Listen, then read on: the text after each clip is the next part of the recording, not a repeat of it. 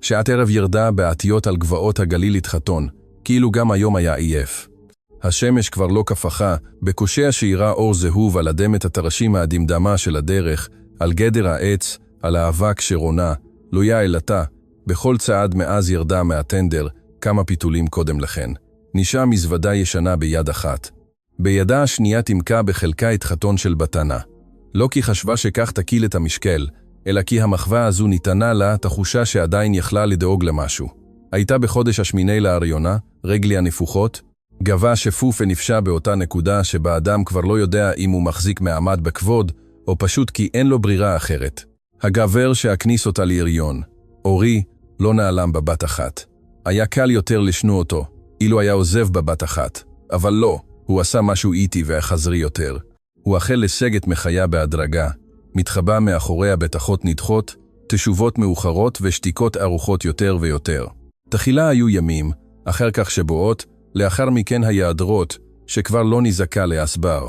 כשרונה סוף סוף הבינה שהיא לבד באמת, חזרה לבית אביה, אברהם, בתקווה מינימלית, שלפחות לזמן מה, תוכל לחכות שם ללידת התינוק. אבל אמה נפטרה שנים קודם לכן, ואיתה נעלם גם הקול היחיד שידע אי פעם לרקח את כסיכות הבית ההוא.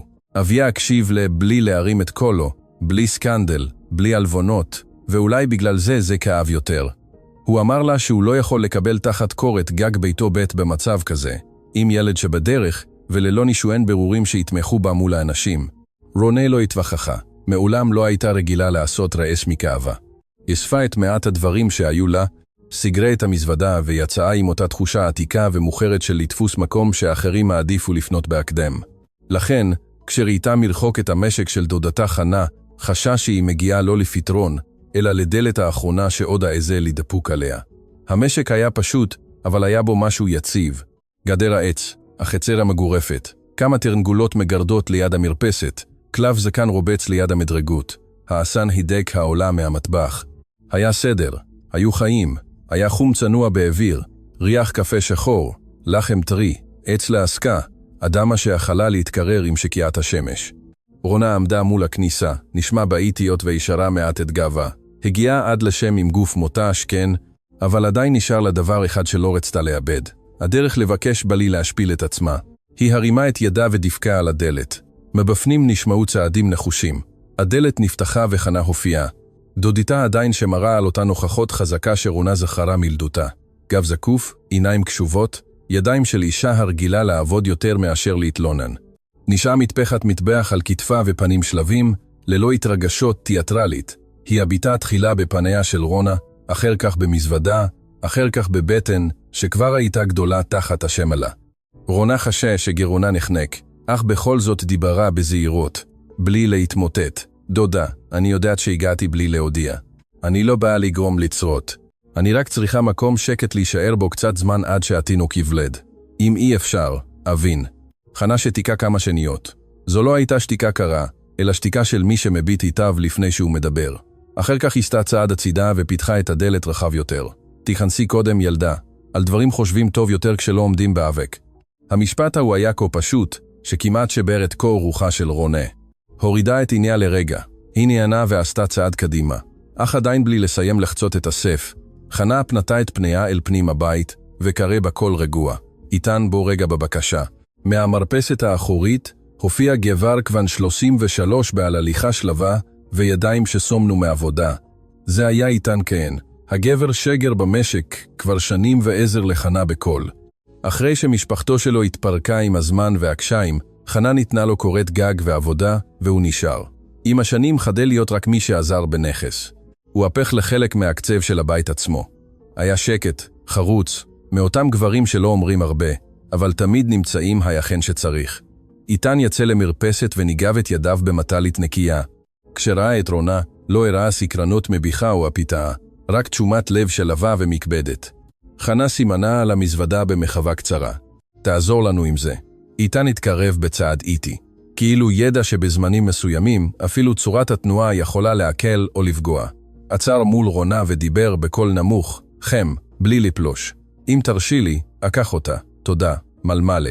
הוא עטה מעט את רישו. אל תדאגי, כאן תנוחי קודם. זה לא היה משפט גדול, הוא לא ניסה לנחם אותה או לשאול שאלות, אבל דווקא בגלל זה, כי לא אילץ אותה להסביר דבר, רונה חשש שמשהו בתוך ליבה הרפה מעט. חנה התבוננה באחייניתה רגע נוסף. אחר כך, באותה דרך שלה לדאוג בלי לעטוף הכל במילים, אמרה, בטח את היפה, תכנסי, כל השאר יכול לחכות קצת. רונה נכנסה לבסוף. כשחצתה את הדלת, ריח המטבח עטף אותה במלואו. מרק עדשים חם, קינמון, לחם טרי. האוויר בפנים היה חמים. היה שולחן עץ נקי היטב, מנורה דולקת לפני שהחשיך לגמרי, ואותה תחושה מוזרה של בתים שבהם העוני לא ניצח את הסדר ואת האהבה. לרגע, רונה חשה בושה עד כמה נזקקה למקום כזה. חנה כאילו ניחשה זאת, כי דיברה שוב ברכות יבשה, כמעט אמהית, אך ללא רחמים. אל תעשי פרצוף כזה. לפעמים מגיעים לדלת כי כבר הלכו יותר מדי, לא כי שווים פחות. רונה הרימה את עיניה מופתעת. עיוור כל כך הרבה זמן שבו הרגישה קנטל, כישלון. אישה שצריכה לבקש סליחה על היותה בהיריון ולבד, ששמיעת דבר כה פשוט ניגעה בעמוק. רצתה לענות, אך קולה לא יצא בשלמותו. אני לא רוצה להישאר, היא מפריע. חנה התקרבה מספיק וסדרה לה בתוויות קבצת שיער מאחורי האוזן, כאילו המחווה השתייכה לזמן אחר, כשאימה הייתה לרונה. אישה יפה לא מפריעה. מה שהיא צריכה זה לשבת, לאכול משהו חם ולתת לגוף לחזור לנשום. המשפט ההוא שבר אותה מבפנים, אם כי כלפי חוץ בקושי הורידה את מבטה, כדי שלא ישימו לב. איתן, שכבר הניח את המזוודה בפנים, חזר למרפסת וחיכה עומד, דיסקרטי, בלי להפריע. אור השקיעה העניק לדמותו, קוב מתאר שליו, כמעט שקט. רונה לא הכירה אותו באמת, רק זכרה אותו במעופל מלפני שנים, אבל הייתה לה הרושם עמידי שהוא מאותם גברים שיודעים להיות קרוב בלי לדחוף. חנה פנתה אליו. החדר הקטן מוכן? כן, אשיב איתן. פתחתי את החלון כדי שיזרום אוויר, ושמתי שמיכה נוספת. בלילה נהיה קר. טוב. אחר כך חנה הביטה שוב ברונה. תשכני שם בינתיים. זה חדר פשוט, אבל הוא נקי. מחר נראה את כל השער בנחת. רונה קמצא את שפיטיה לרגע. מה שכאב לה יותר מכל לא היה עייפות הגוף, ולא הנטישה האחרונה. זו הייתה ההרגה לחיות כאילו היא יכולה להיות במקומות באופן זמני בלבד, כאילו היא צריכה להרוויח כל כיסא, כל צילחת, כל לילה תחת קורת גג, ובכל זאת, בבית הזה איש לא אילץ אותה להצטמצם כדי להיכנס. בחוץ, אור היום האחרון נעלם לגמרי. הכלב הזקן התיישב ליד המדרגות. תרנגולת חצתה את החצר לפני שמצאה מקום לישון. במטבח משהו רתח בצליל רך. זו הייתה סצנה מינימלית, רגילה, כמעט עניה. אבל עבור רונה, שזה עתה נשארה ללא מקום בעולם, היא נראתה קצורה את צנועה והעצומה ביותר של ישועה. חנה ניגעה קלות בזרוע. בואי לאכול ארוחת ערב. רונה נשמע עמוק. לראשונה מזה ימים רבים חשה שהאוויר נכנס לה עד הסוף, ואף על פי שעדיין לא העזה לקרוא לזה הקלה, ידעה שמשהו בה חדל ליפול ברגע המדויק, שבו הדלת ההיא נפתחה. בלילה הראשון במישק, חנה לא ביקשה מרונה הסברים. לא שאלה אותה על הגבר שעזב, לא על אביה, ולא על הדרך שהביאה אותה עד לשם עם מזוודה ישנה וילד שבדרך. רק הושיבה אותה לשולחן, והגישה לצלחת חמה, תאכלי קודם, אמרה ברוגע. הגוף צריך שלווה לפני מילים. רונה צייתה בשקט. המרק היה פשוט וטעים. הפיתות עדיין שמרו על חום התאבון. עבר זמן רב מאז שמישהו הגיש לה אוכל בלי לגרום לה להרגיש קנטל. כל מחווה קטנה בארוחה הזו נראתה כמחזירה למעט אוויר. איתן נכנס פעם אחת כדי להניח כד מים ושמיכה מקופלת על כיסא. גם הוא לא שאל שאלות. זה היה איתן כהן. הגבר שגר במשק כבר שנים, ועבד יחד עם חנה כאילו הבית הוא היה גם שלו. אחרי שאיבד את משפחתו שלו, חנה ניתנה לו מקום, והוא השיב בכך שנשאר. דואג לכל פינה באותה נאמנות שקטה שאינה זקוקה להחרזה. לפני שיצא, איתן הביט בקושי ברונה, ואמר בפשטות, אם תצטרכי משהו בלילה. המטבח ישר דולק עוד קצת. רונה הרימה את מבטה. תודה, תנוחי, השיב בקול רגוע. כאן לא צריך להיות ערנית כל הזמן. המשפט ההוא נשאר איתה יותר מהאוכל. אחרי ארוחת הערב, חנה לקחה אותה לחדר הקטן שבקצה. המיטה הייתה מוצעת. החלון פתוח כדי שיזרום אוויר והמזוודה כבר נחה למרגלות המיטה. זה לא גדול, אמרה חנה, אבל אני מקווה שזה ייתן לך קצת שלווה. רונה ניגעה בשמיכה בקצות אצבעותיה. הכל היה פשוט, אבל נקי, מסודר, מטופח, חשה קשר בגרונה. זה בסדר גמור, דודה, זה יותר מבסדר. חנה התבוננה בה לרגע, והשיבה באותה נחישות חמה שאכלה לאפיין אותה. לא צריך להסתפק במועט כל כך כשמגיעים היפים. העיקר שתוכלי לישון הלילה. רונה היא נהנה. היא לא בכתה, אבל כשנשארה לבד, ושמעה מרחוק את הצלילים האחרונים מהמטבח, הבינה שמה שריגש אותה יותר, מכל לא היה החדר, לא המיטה, ולא ארוחת הערב, אלא שאיש לא אילץ אותה להצדיק את כאבה. למחרת בבוקר קמה מוקדם. המשק כבר היה ער. ריח עץ לעסקה, צעדים בחצר, דליים, תרנגולות, מים מתחממים. רונה התארגנה במהירות, והלכה לחפש את חנה במטבח. דודה, אמרה בזהירות, אני לא רוצה להישאר כאן בלי לעשות כלום. אם אוכל לעזור במשהו, אשמח לעשות זאת. חנה משיכה לסדר כמה צניצנות לפני שענתה. כאן כל אחד עושה מה שהוא יכול, וזה מספיק. היא סימנה על שולחן העבודה. להפריד ביצים, לנקות בקבוקים, לחתוך זעתר, לקפל מטליות.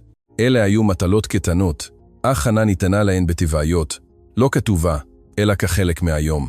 רונה בינה את המחווה מיד. דודה לא התייחסה אליה כאל אסון שצריך לסבול כמה ימים. היא ניתנה למקום בתוך קצב הבית. איתן עבר לידה זמן קצר אחר כך, נושא ארגז עץ. כשראה אותה עומדת זמן רב מדי בעבודה, הניח שרפרף ליד השולחן. תשווי קצת, אמר. לא צריך להוכיח את כוחך כל הזמן. רונה כמעט חייכה.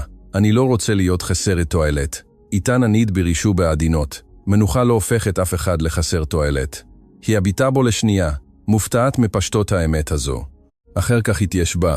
במשך שאר הבוקר עבדה בשקט, אבל כבר לא עם התחושה שהיא תופסת פינה מוסעלת. זו עדיין לא הייתה שייכות, עדיין לא בית, אבל היא יכלה להרגיש משהו שחסר לה זמן רב מדי. האפשרות להיות במקום בלי לבקש סליחה על קיומה. כשסיימה לסדר את המטלית הנקייה האחרונה, רונה חשה שידיעה שוב מקבלות משמעות. ובבוקר ההוא, לראשונה מאז שחייה חלו להתפרק, לא הרגישה רק אישה נטושה הממתינה ללידה, אלא אדם המסוגל להחזיק חלק קטן, אך אמיתי, מהעולם שסביבה. ביום השלישי, רונה כבר אכלה לזהות את קצב המשק. לא לגמרי, אבל מספיק כדי לא להרגיש עבודה בכל צעד. ידעה באיזו שעה חנה מדליקה את הקיריים, באיזו פינה מניחים את הצנצנות הנקיות, ומתי החצר מתמלאת באותו ריח מעורב של לחם, חלב חם, ואדמה שחוממה על ידי השמש. בבוקר ההוא ביקשה חנה מרונה להביא דלי עם שעריות למקלעה. תניחי אותו ליד הגדר, אמרה לה, ואל תבטחי באדמונית. רונה לא הספיקה לשאול מי זו האדמונית. בקושי תקרבה למקלעה, תרנגולת גדולה, אדמדמה ובעלת מבת מטריס, יצאה בדהרה לעברה באנרגיה בלתי צפויה. רונה עשתה צעד אחורה, ואז נוסף, מרימה את הדלי ככל שיכלה בזמן שהחיה רדפה אחריה בזמז. הפחד גרם לה לפלוט קריאה קצרה, יותר של הפיתה מאשר של פחד. מהמטבח, חנה הציצה וראתה את הסיצנה בלי לאבד את קור רוחה. טוב, אמרה, קיבלת את קבלת הפנים המלאה. איתן שבא מהחצר עם כמה קרשים על כתפו, הניח את המטען בצד והתקרב מיד. הוא הרחיק את התרנגולת בתנועה רגועה, בלי אגרסיביות. החיה נסוגה נפגעת, כאילו הפגיעה הייתה של כולם חוץ משלה. רונה נשמע לרווחה והניחה יד על חזה. לא חשבתי שהיא תכריז עליי מלחמה כל כך מהר. איתן הסתיר חיוך, זה לא אישי. היא אוהבת להזכיר שפה היא קצת יותר מדי הבוסית. חנה יצאה, אז בזרועות שלובות והביטה ברונה מכף רגל, ועד ראש כדי לוודא שהיא בסדר. אם כבר שרדת את התרנגולת הזו, כמעט עברת חצי מהמבחן. רונה לא יכלה שלא לצחוק. זו הייתה צחוק קצר, אבל נקי. עבר זמן רב מאז שגמלוניות לא הסתיימה במבוכה, אלא במשהו כליל.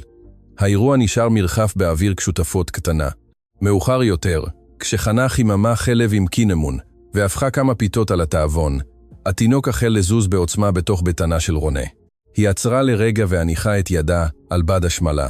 עכשיו גם הוא רוצה משהו, מלמלה. חנה הרימה גבה שוב. הילד הזה עוד לא נולד וכבר בודק זמנים. איתן, שסידר כמה סלים, הביט בקושי בביתנה של רונה כשראה את התנועה. נראה שהוא יודע בדיוק מתי האוכל יוצא. חנה פלטה נחירה משועשעת. בטח, הוא יצא בוס קטן. רונה הרימה את מבטה. בוס קטן, כן, אמרה חנה, כאילו זה הדבר הכי הגיוני בעולם, כי הוא עוד לא הגיע וכבר רוצה שהכל יעשה בזמן שלו. איתן הנהן ברוגע. אז כדאי לשמור עליו מרוצה כבר עכשיו. רונה חייכה בלי לשים לב. הכינוי נשאר שם, פשוט, ללא טקס, אך עם רוח בלתי צפוי. לראשונה מזה זמן רב מישהו דיבר על תינוקה. לא כבר היה ולא כתוצאה מביכה. אלא כנוכחות חיה בתוך הבית. במשך שאר הבוקר, חנה המשיכה לקרוא לו הבוס הקטן בכל פעם שרונה עצרה בגלל בעיטה קטנה, או אמרה שהרעב חזר לה. תני משהו לבוס הקטן, אם ימשיך ככה, הוא ירצה לפקד עוד לפני שידע ללכת. הילד הזה מגיע עם אופי, וכל אחד מהמשפטים האלה, שנאמרו בין מטלות קטנות ועשן מטבח, הלך ושחרר משהו בתוך רונה.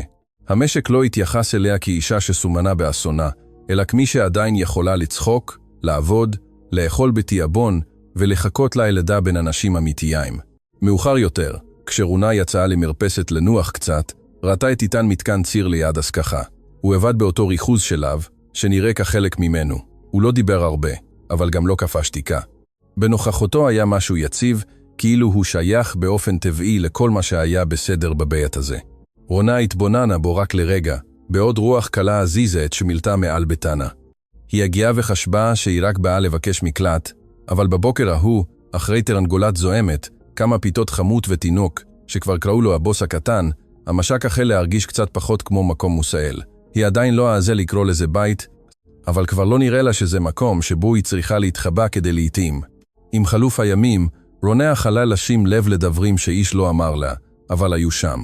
כיסא העץ, שלפעמים נזקקה לו כשהעייפות עלתה מקרסוליה ועד גבה, הופיע תמיד בפינת המרפסת, שם זרם האוויר הכי טוב אחר הצהריים. היא לא זכרה שאי פעם הזיזה אותו לשם. הוא פשוט חיכה לה, כאילו מישהו למד בשקט את המקום המדויק שבו גופה ביקש מנוחה. גם המדרגה שבכניסה, זו שגרמה לה למעוד כמעט בלילה הראשון, הפסיקה להיות סדוקה ולא ישרה. בוקר אחד, כשרונה יצאה עם מטלית בידה, הניחה את רגלה והרגישה את ההבדל. העץ היה חלק יציב אחיד. היא עמדה בשקט לשנייה. היא לא נזקקה לשאול מי תיקן זאת.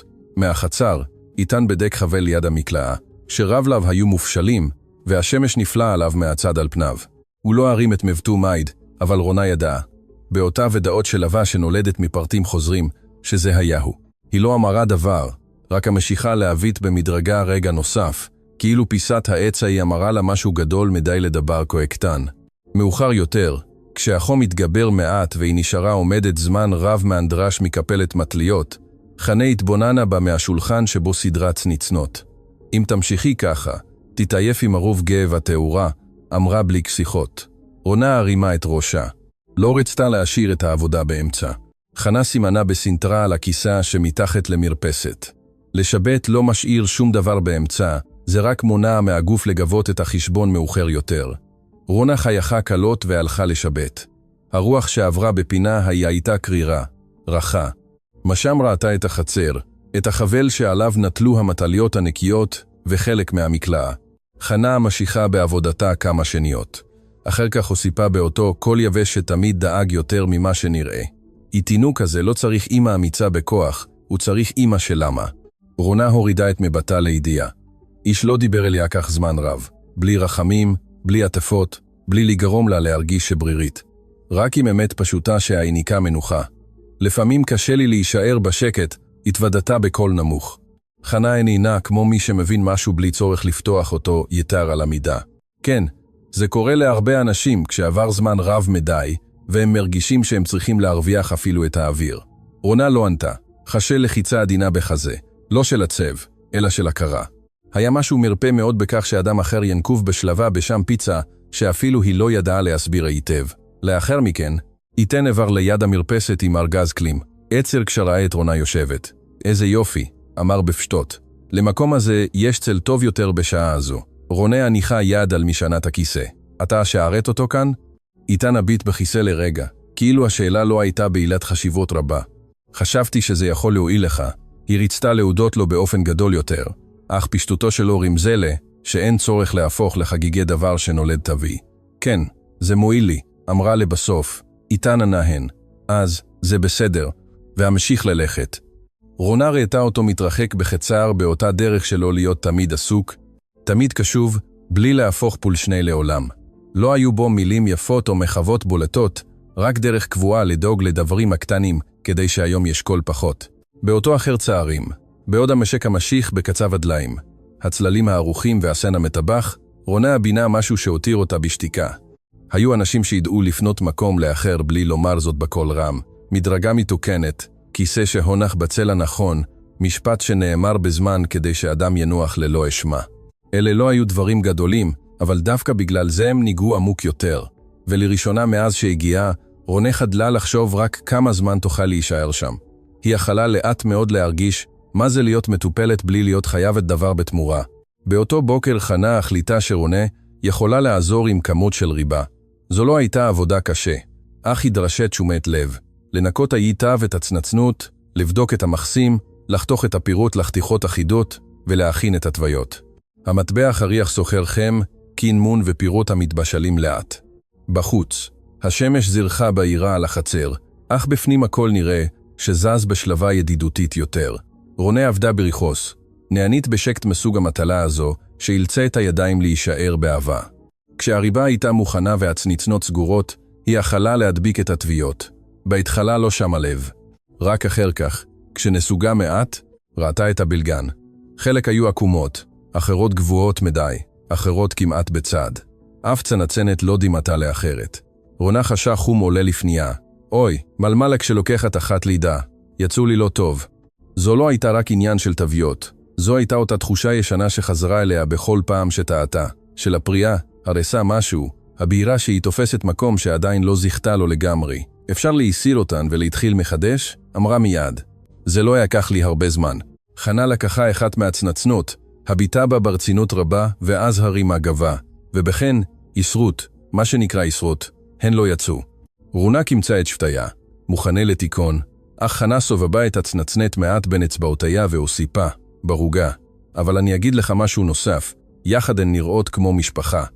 אף אחת לא יצאה מושלמת, אבל לכולן יש דרך משלהן להיות בעולם. רונה מצמצה, ואז פלטת צחוק קצר, מופתעת.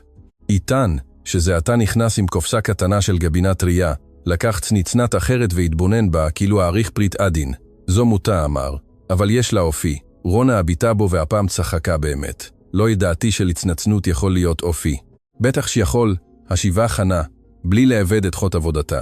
יש כאלה שנראות שתלתניות, ואחרות שרק רוצות למשוך תשומת לב. איתן הניח את הצנצנת על השולחן עם צל של חיוך. זו כאן נראית רגועה. היא רק צריכה שלא יסתכלו עליה יותר מדי. האווירה השתחררה לגמרי. מה שרגע קודם נראה ככישלון קטן, ובלתי נסלח הפך לסצנה כלילה, ביתית, כמעט עדינה. רונה חשה שמשהו בתוכה מתיישב. זו לא הייתה הפעם הראשונה שטעתה במטלה הפשוטה. אבל זו הייתה הפעם הראשונה מזה זמן רב שטעות לא גרמה לה להרגיש פחות רצויה. חנה המשיכה לבדוק את הצנצנות. תשאירי אותן ככה, אמרה. אנשים קונים טעם לפני סימטריה, ובנוסף, למטבח רציני כל כך חסר קצת בלהגן נחמד. רונה הורידה את מבטה אל התוויות העקומות, הן כבר לא נראו לה כל כך נורות. חשבתי שעשיתי לא בסדר. חנה רימה קלות את כתפיה. לעשות משהו לא בסדר בפעם הראשונה זה לא דבר מוזר. המוזר יהיה להפסיק לעשות את זה מבושה. המשפט הזה נשאר רגע באוויר. רונה לא ענתה מיד. היא רק סדרה את הצנצנות בזהירות רבה יותר על השולחן, אך עכשיו בנשימה אחרת, פחות מתוחה. איתן נשאר ליד הדלת רגע נוסף. בנוסף, אמר כשהביט על כל המגוון, אם כולם היו יוצאים זהים, היה פחות חשק לבחור. רונה חייכה. גם את זה למדת כאן, נכון? את זה למדתי מלראות איך חנה גוערת. היא אף פעם לא חוזרת על דברים באותה צורה פעמיים. חנה הביטה בו מהצד, ובכל זאת אתה עדיין צריך שיחזרו לך לפעמים. הודה. בטח, רונה הצחקה שוב, כבר לא באותו צחוק מאופק של מי שחוששת להפריע, אלא בסחול קטן אך אמיתי. המטבח, עם צנצנותיו העקומות, ריחו המתוק, וקולותיו חסרי הבהלה, החל להרגיש פחות כמקום שבו היא עוזרת, ויותר כמקום שבו היא יכולה להוריד כתפיים. כשסיים מוכנה הניחה אחת מהצנצנות בצד והגישה אותה לרונה. קחי אותה לחדר שלך אם תרצי. רונה הביטה בה מופתעת. בשבילי? בטח. זה משלך. מגיע לה להישאר איתך. היא לקחה את הצנצנת בשתי ידיה, כאילו קיבלה משהו יותר מסתם קצת ריבה. זו לא הייתה מתנה גדולה, אבל היה בה משקל שקט של דברים שאומרים בלי לומר, כאן את יכולה לטעות, לנסות שוב, לצחוק קצת, ולהמשיך להיות חלק מהשולחן. ובאותו אחר צהריים, בעוד האור זהב על המרפסת והמשק, המשיך לנשום את חיוב הפשוטים. רונה הבינה שההקלה יכולה להתחיל גם כך, עם משהו עקום שאיש לא דורש ממך להסתיר. באותו לילה רונה לא הצליחה לישון ברצף. זו לא הייתה בדיוק כאב או פחד. זו הייתה אותה אי שקט מוזר של החודשים האחרונים, כשהגוף ביקש מנוחה, אבל הנשמה נשארה בכוננות. התינוק זז מדי פעם, דורש מקום בעקשנות חיה יותר ויותר. והרע הגיע פתאום, עדין אך מתעקש, כאילו גם היא נזקקה למשהו חם כדי להירגע סופית. היא חיכתה קצת במיטה, חשבה שזה יעבור, אבל לא. קמה לאט, שמה את הצעיף על כתפייה ויצאה למרפסת, שם הבית כבר היה כמעט שקט. נשמעו רק ציוץ הצרצרים המרוחק, קרה שחורק עם שינוי האוויר, והעמולה החלשה של האש שעדיין לא קבטה לגמרי במטבח. כשנכנסה, מצאה על השולחן פיתה עטופה במטלית נקייה, וכוס חלב עם קינמון עדיין חם. הוא כבר לא ישן, אבל עדיין שמר על חום. רונה עצרה. לא היה שום פיתק, שום מחווה ברורה. רק שני הדברים האלה שהונחו שם, בפשטות שרגשי יותר מכל הסבר. התקרבה לאט, כאילו לא רצתה לשבור משהו שביר. ניגעה בחוס באצבעותיה והרגישה שהיא עדיין פוסרת. הורידה את מבטה אל הפיתה, ולרגע נאלצה לרסן את הרגש השקט ההוא, שעלה בה תמיד, כשמישהו דאג לה, בלי לגרום לה להרגיש קנטל. היא התיישבה והחלה בשקט. למטבח בלילה היה סוג אחר של שלווה, אינטימי יותר, עמוק יותר. האש הנמוכה, השולחן בחצי חושך, הריח המתוק של החלב, ההד המרוחק של בית ישן. רונה חשה שמשהו בחזה נח יחד עם הגוף. למחרת בבוקר לא שאלה מי השאיר את האוכל. לא היה צורך. חנה לא הייתה אישה שנוהגת להשאיר רוח נסתר באמצע הלילה, ובנוסף, הפיתה הייתה עטופה באותה דאגה, פשוטה שהיא כבר אכלה לזהות ביתן. היא לא אמרה דבר. רק כשבבוקר הכינה קפה מאוחר יותר, הניחה כוס בצד והשאירה אותה מוגשת כפי שהוא נהג לשתות, עם כמות הסוכר המדויקת. איתן נכנס זמן קצר אחר כך, התקרב לשולחן וראה את הכוס. זה בשביל מישהו? שאלה רונה, שסדרה מטליות. השיבה בלי להביט בו לגמרי. חשבתי שאולי תצטרך לפני שתצא. איתן לקח את הכוס לידיו, הביט בה לשנייה, ואז הרים את עיניו אליה. תודה, זו הייתה מילה פשוטה, אבל שנאמרה בשלבה שלו, נראה היה שהיא נושאת דברים רבים יותר בתוכה. רונה הורידה את מבטה אל המטליות כדי שלא יבחינו יותר מדי בחיוכה. באותו בוקר, חנה אמרה לה שהן ילכו לשוק בכפר. הן היו צריכות למכור כמה חתיכות גבינה טריה, לבדוק כמה קניות, ולראות אם ישיגו מחיר טוב יותר לפרה אונטי מסוים. רונה התכוננה במהירות, אם כי מבפנים חשה מתח קטן. מאז שבטנה החלה להיות בלתי אפשרית להסתרה, מבטים זרים הפכו לסוג של היפות בפני עצמה. השוק היה מלא קולות, סלים, כובעים, תרנגולות בכלובים, גבינות עטופות בבד, פלפלים יבשים, לחמים, עזבי טיבול תלויים, ונשים שדיברו בלי להוריד את סקרנותן. בקושי הגיעו, רונה הבחינה בכמה מבטים עוצרים עליה. תחילה בפניה, אחר כך בבטן, אחר כך בעובדה שלא נשאמה באל, ולא טבעת שתסביר דבר. לא היה צורך בעלבונות גלויים. הספיקו לחשושים, שאלות מחופשות לאדיבות, אותה דרך ישנה להביט באישה כאילו חיה זקוקים לתיקון על ידי עיניים זרות. וכבר מעט נשאר, נכון? בית להישאר אצל דודתך. איזה יופי של לפחות עין חלבד. המשפטים היו רכים כלפי חוץ. אך הותירו את אותה תחושה של להיות נצפית כנושא לשיחה ולא כאדם. רונה ענתה בנימוס, בלי להעריך דבר. היא שמרה על גבה ישר וידיה עסוקות, עוזרת לחנה עם השולחן. ובכל זאת, גופה החל להתכוויץ בהדרגה. איתן, שהוריד קופסאות וסידר סחורה, התקרב אז בלי לעשות הצגה. הוא לא הפריע לאיש ולא עשה פרצוף חמוץ, רק עמד ליד רונה. הוא לקח חלק מהמשקל שנשעה בידה, ונשאר שם בטבעיות, כאילו זו הייתה בדיוק העמדה המתאימה לו. אישה עם כל סקרן מדי שאלה, ומה עם אבא של הילד? לפני שרונה מצאה תשובה שלא תיקב לה, איתן הרים קופסה מהשולחן, ואמר בנימה שלווה, חנה, הקרשים האלה הולכים יחד או לחוד. השאלה לא הייתה קשורה כלל למה שנאמר קודם, ובכל זאת, היא פיתחה דרך יציאה. חנה הבינה מיד, יחד, השיבה, ואם מישהו רוצה לדעת יותר מדי, שיקנה קודם. האישה פלטה צחוק מביך והתרחקה. לא הייתה שום מהומה. לא היה צורך. זה הספיק. רונה המשיכה לעבוד, אבל מבפנים חשה את ההקלה של מי שהוא גנה מבלי להפוך לסיצנה. בדרך חזרה למשק, הדרך נראתה קצרה יותר. הם נשאו פחות סחורה ויותר עייפות, אבל השקט בין השלושה היה מעלה שאינם מכבידים. כשהגיעו, חנה הורידה את הצעיף, הניחה סל על השולחן והביטה ברונה ברוגע. פה של אנשים אף פעם לא נגמר, אמרה, אבל לערוך את הערב יש שעה. מוטב לתת חשיבות למה שבאמת מזין. רונה הביטה בה וחייכה קלות בעיניים מעט לחות. כן, דודה. חנה פנתה אל המטבח כאילו לא אמרה זה עתה אמת עצומה. לקי, תשווה קצת. היום כבר עשית מספיק. איתן לקח את הדברים האחרונים מהטנדר, ועבר ליד רונה לפני שיצא שוב לחצר. את היפה מאוד? שאל. היא ענידה בראשה בעדינות.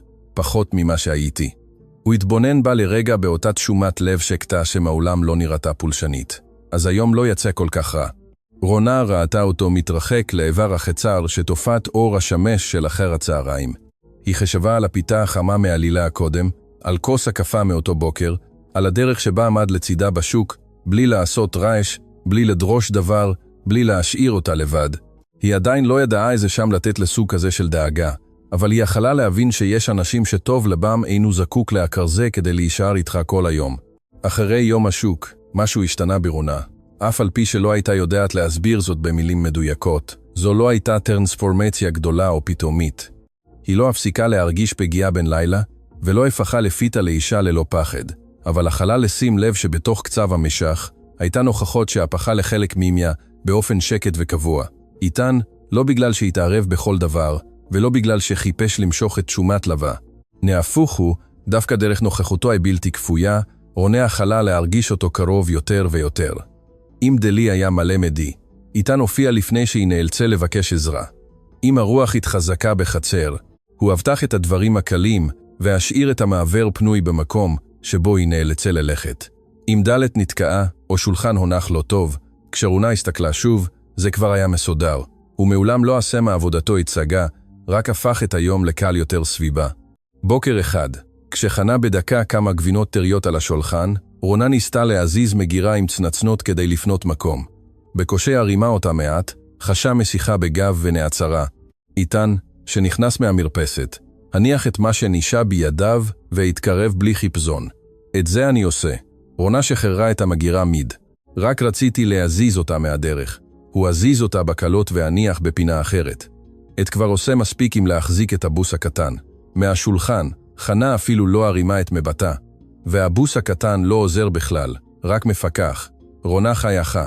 היא כבר התרגלה לכך שהתינוק נקרא כך, ובכל פעם שזה קרה, היא הרגישה פחות את משקל הבושה, ויותר את חום המתנה המשותפת.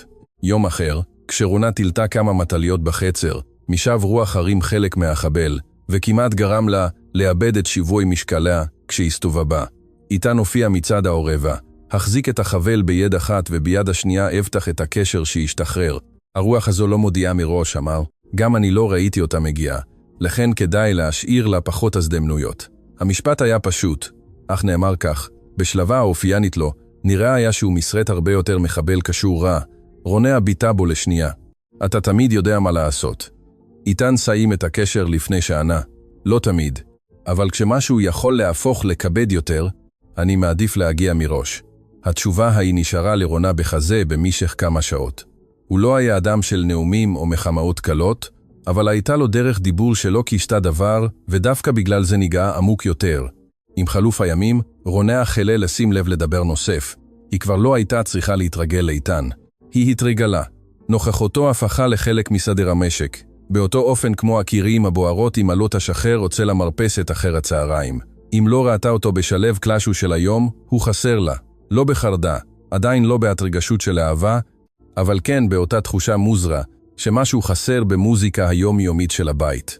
יום אחד אחר הצהריים, כשכפלה מטליות טריות, רונה הרימה את מבטה אל החצר, ולא מצאה את איתן היחן שצפתה לראותו. הוא לא היה ליד המקלעה, ולא בדק את הגדר, ולא נשאץ לעסקה, ולא נכנס עם איזו קופסה.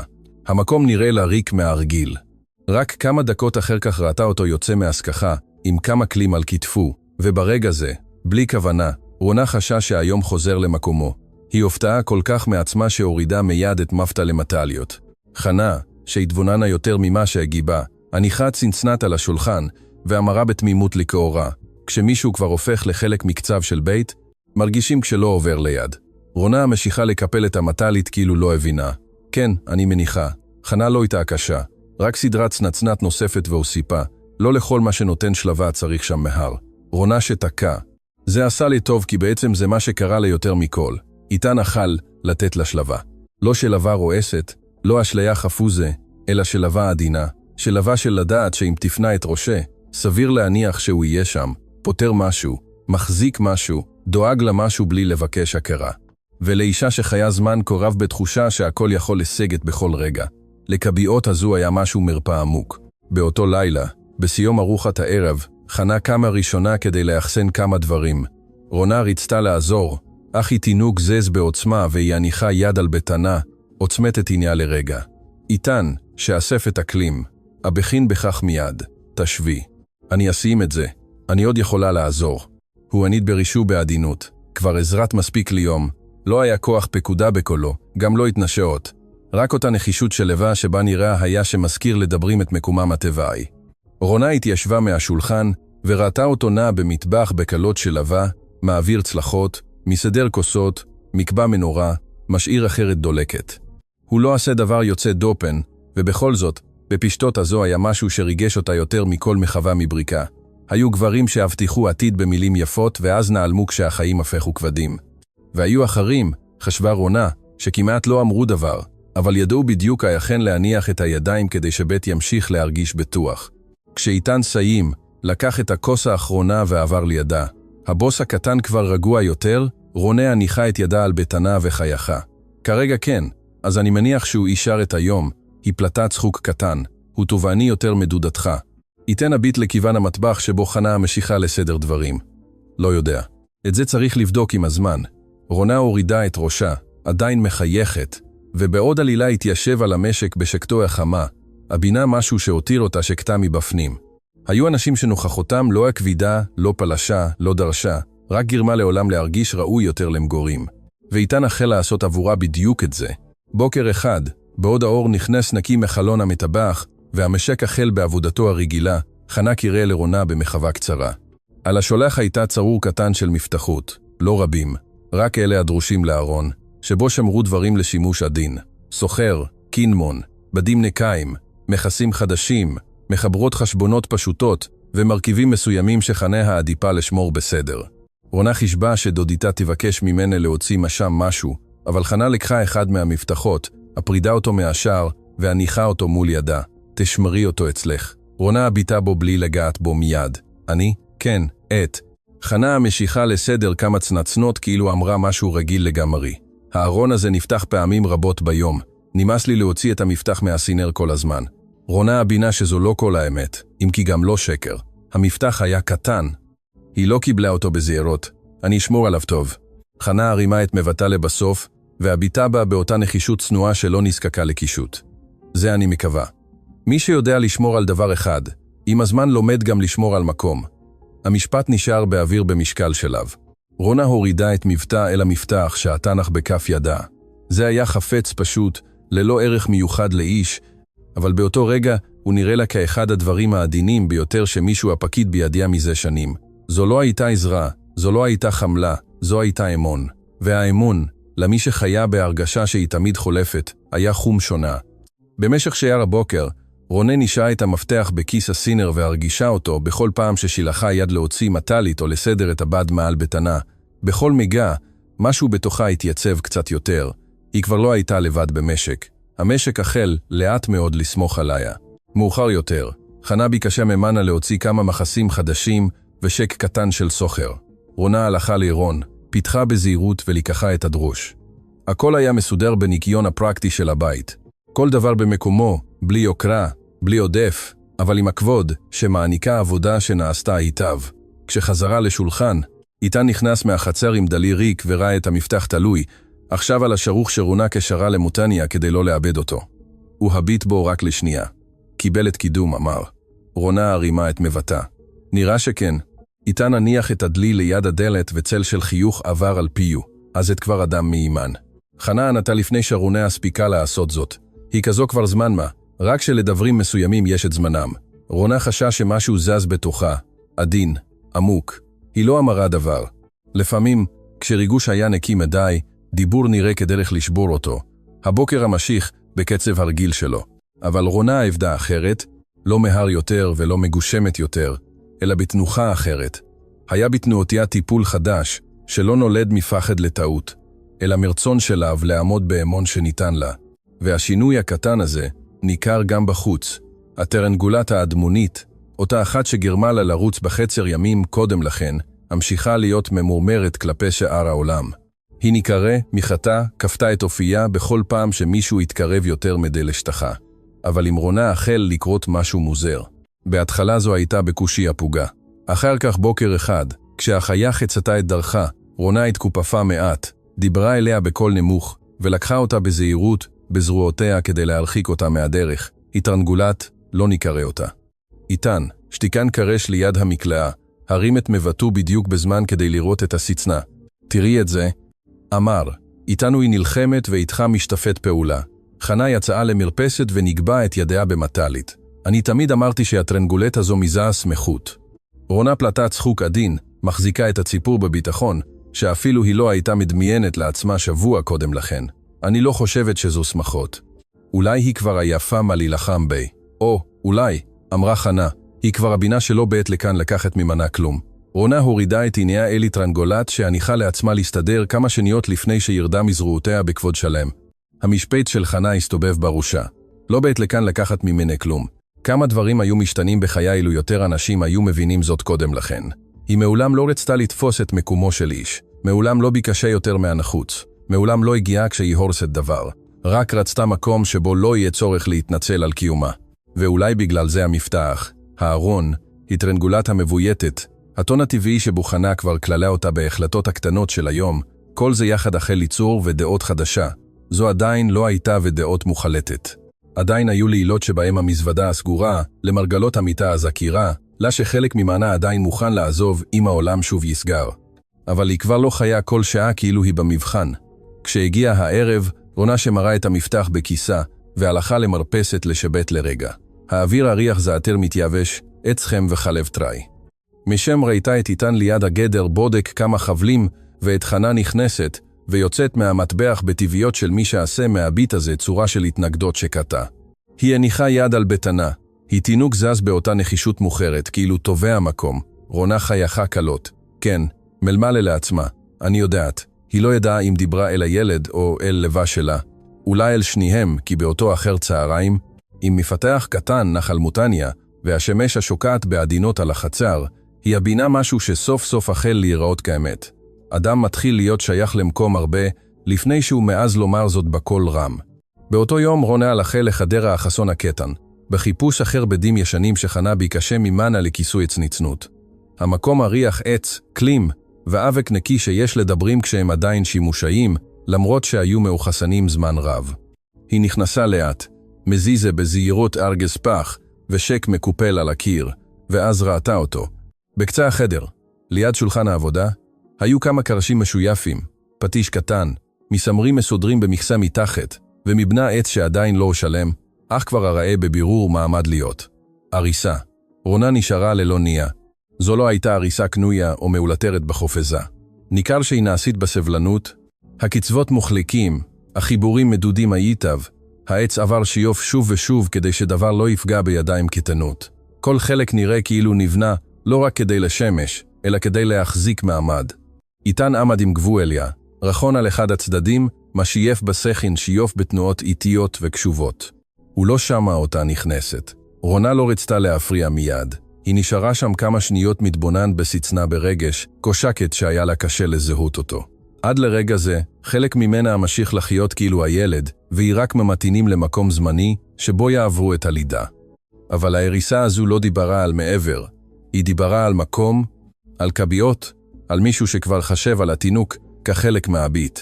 איתן הרים את מבטו כשחש סוף סוף בנוכחותה של רונה בדלת. הוא התיישר לאט עם נייר השיוף עדיין בידו. לשנייה נראה מוכן לתת הסבר, אך אחר כך החליט לא להסוות את המובן מאליו. זה עדיין חסר, אמר ברוגע. רונה התקרבה מעט יותר, מבלי להסיט את עיניה מהעץ. זה יפה. איתן הוריד את מבטו אל ההריסה, כאילו התבונן בה לראשונה ממרחק זה. רציתי לוודא שאין לה קצוות מחושפים. רונה העבירה את קצות אצבעותיה על אחד הצדדים שכבר שלמו. העץ היה חלק. לא ידעתי שאתה בונה אותה. איתן הניח את נייר השיוף על השולחן. התחלתי לפני כמה ימים, כשראיתי שכבר נשאר פחות זמן. הוא לא אמר תינוק שלך. הוא לא אמר למקרה שתישארי. הוא לא אמר מתוך רחמים או חובה. ודווקא בגלל זה, כי לא השתמש באף אחת מהמילים האלה. רונה חשה שמשהו עמוק מאוד בתוכה מתמלא ברוך שקט, כמעט כואב. לא היית צריך לעשות את זה, מלמעלה. איתן הביט בה אז בשלבה שלו, כאילו לא הבין לגמרי מדוע היא ממשיכה למדוד הכל במונחים של מגיע לי. לפעמים עושים דברים מסוימים, כי כבר רואים את המקום שחסר. המשפט הותיר אותה, ללא מענה. רונה עשיתה את מבטה אל ההריסה. רצתה לומר לו שאיש מעולם לא הכין מקום כזה לבנה. רצתה לומר לו שהיא באה ממקומות שבהם תמיד גרמו לה להרגיש שהיא תופסת יותר מדי מקום. רצתה לומר לו שהעץ הזה ששויף בקפידה, כה רבה נוגע בחלק מנשמתה שעדיין חיה בעמדת הגנה, אבל היא לא אמרה דבר מזה. רק היא נענה, לאט, תודה. איתן לקח קרש נוסף וחזר להביט בה, מעריך בחינה של פרט קלאשו. זה עדיין לא מוכן, אבל זה יהיה בזמן. הדרך שבה אמר זאת לא נשמעה רק כהבטחה לגבי ההריסה. זה נשמע כדרך להיות, כאילו הוא מאותם גברים שאינם עושים רעש עם ודאותם, אך מחזיקים בה בכל זאת. רונה יצאה מהחדר עם הבידים שחיפשה, אם כי לקח לה רגע לזכור למה נכנסה לשם. לבה פעם אחרת. באותו לילה, כשחזרה לחדרה, התבוננה במזוודה הסגורה למרגלות המיטה. היא נשארה שם מהיום הראשון כסימן אילם. אל תתרגלי יותר מדי. אל תתפסי יותר מדי מקום. אל תשכחי שאולי זה זמני. אבל באותו לילה עשתה משהו שלא עשתה קודם. היא תחופפה לאט, פיתחה את המזוודה, והוציאה את בגדי התינוק הקטנים ששמרה בזהירות כמעט חרדתית. כמה חולצות מקופלות, שמיכה קלה, קובה פשוט. היא סדרה אותם על המיטה אחד-אחד, מחליקה אותם בכף ידה, כאילו במחווה זו היא גם מסדרת את פחדיה שלה. היא לא שמה הכל במגירות עדיין, היא לא הייתה מוכנה לצעד הזה, אבל כבר לא רצתה שהם יישארו מוסתרים במזוודה סגורה. חנה עברה בדלת זמן קצר אחר כך, נושאת כמה מגבות נקיות. כשראתה את בגדי התינוק פרוסים על המיטה, עצרה בקושי. לא פלטה שום קריאת התפעלות ולא שאלה דבר. נכנסה, הניחה את המגבות על כיסא, ולפני שיצאה הניחה בטבעיות שמיכה קטנה ליד שאר הדברים. בלילות נהיה קריר יותר, ממה שנדמה, אמרה. רונה הרימה את מבטה. עיניהם נפגשו רק לשנייה, זה הספיק. כן, דודה. חנה הניענה והלכה, כאילו לא לקחה חלק במשהו מאוד אינטימי. רונה נשארה יושבת בקצה המיטה, מוקפת בבגדים הקטנים האלה, ובאור הרך שנכנס מהמרפסת. בחוץ, המשק המשיך לנשום את חייו הפשוטים.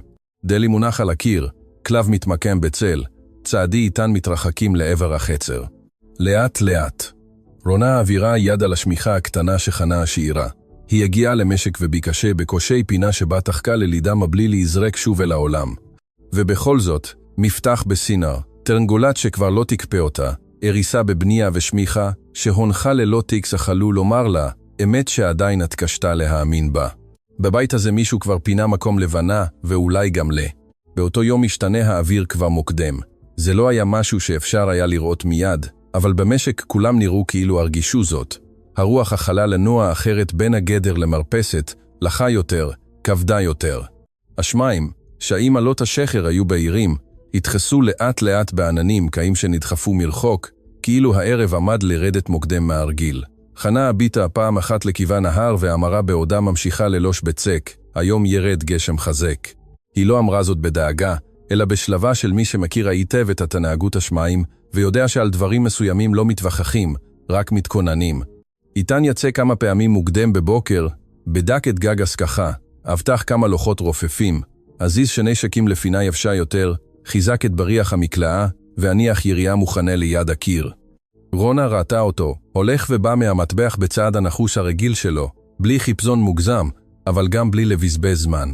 הייתה בו דרך להקדים את הקשיים שהעיניקה לשלבה. הוא לא חיכה שהגשם ירד כדי להגיב. הוא סגר את הדרך לבעיה עוד לפני שהגיע.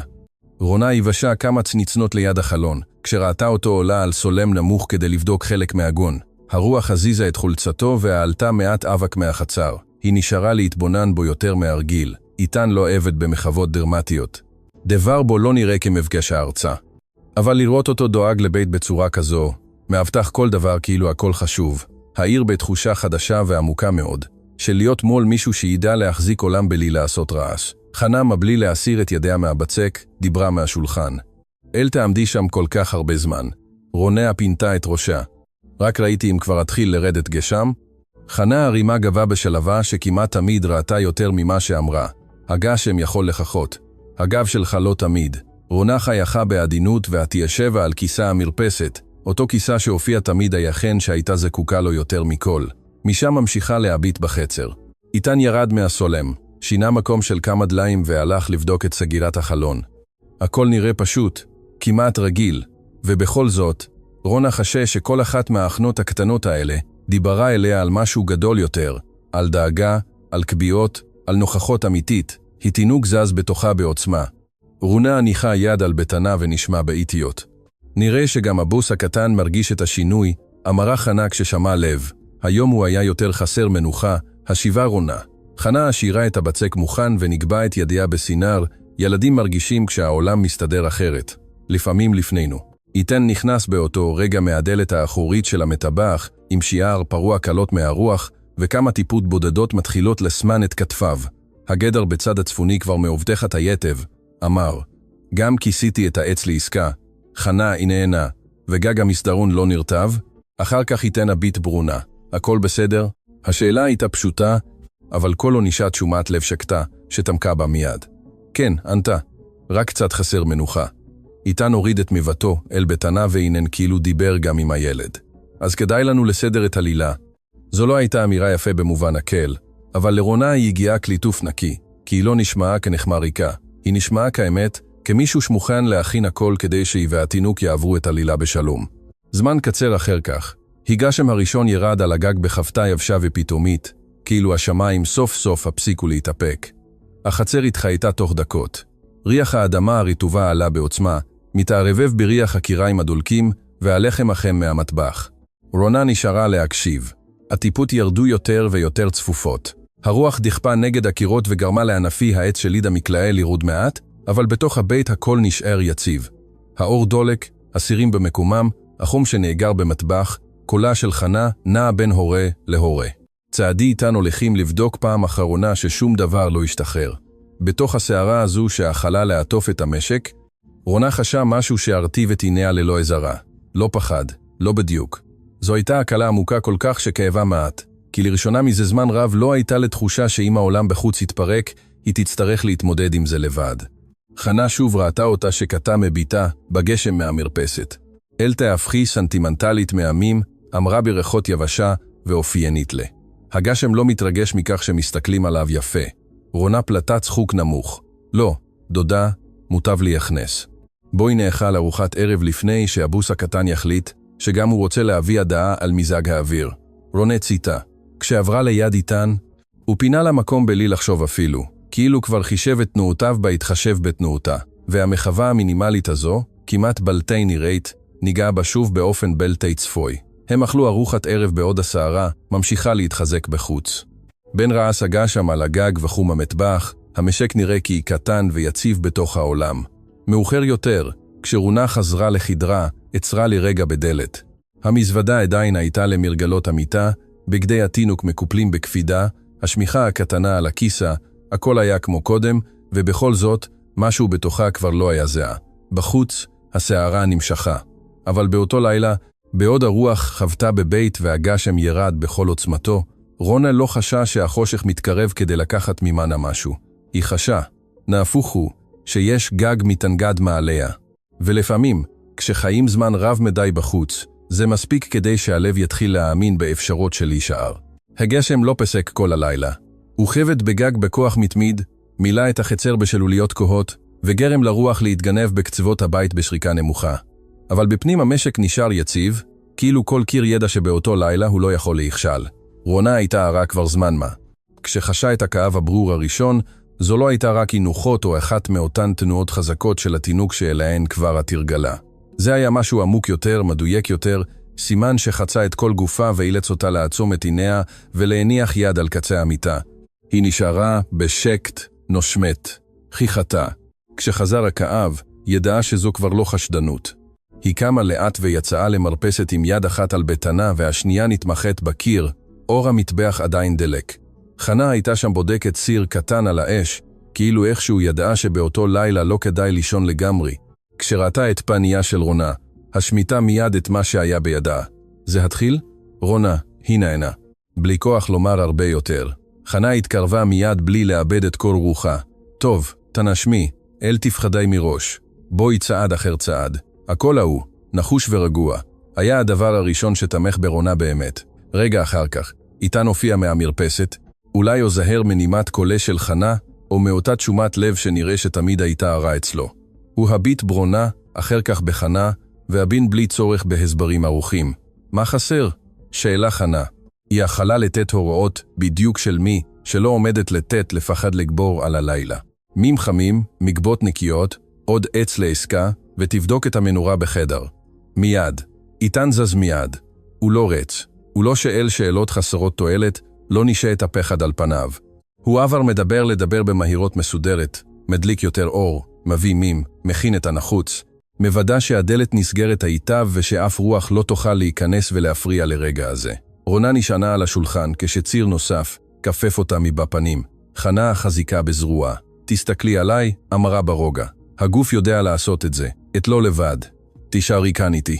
רונה הביטה והיא נעינה, נוסמת כפי שיכלה. מעולם לא הרגישה כה פגיעה. אפילו ביום שבו הגיעה למשק עם המזוודה הישנה ונפשה מוטשת. לא הרגישה חשופה כל כך. אבל היה הבדל עצום בין הבדידות ההיא לבין הלילה הזה. אז היא נפלה, עכשיו היא נתמכת. הן לקחו אותה לחדר. חנה שמרה על דופק המצב מהרגע הראשון.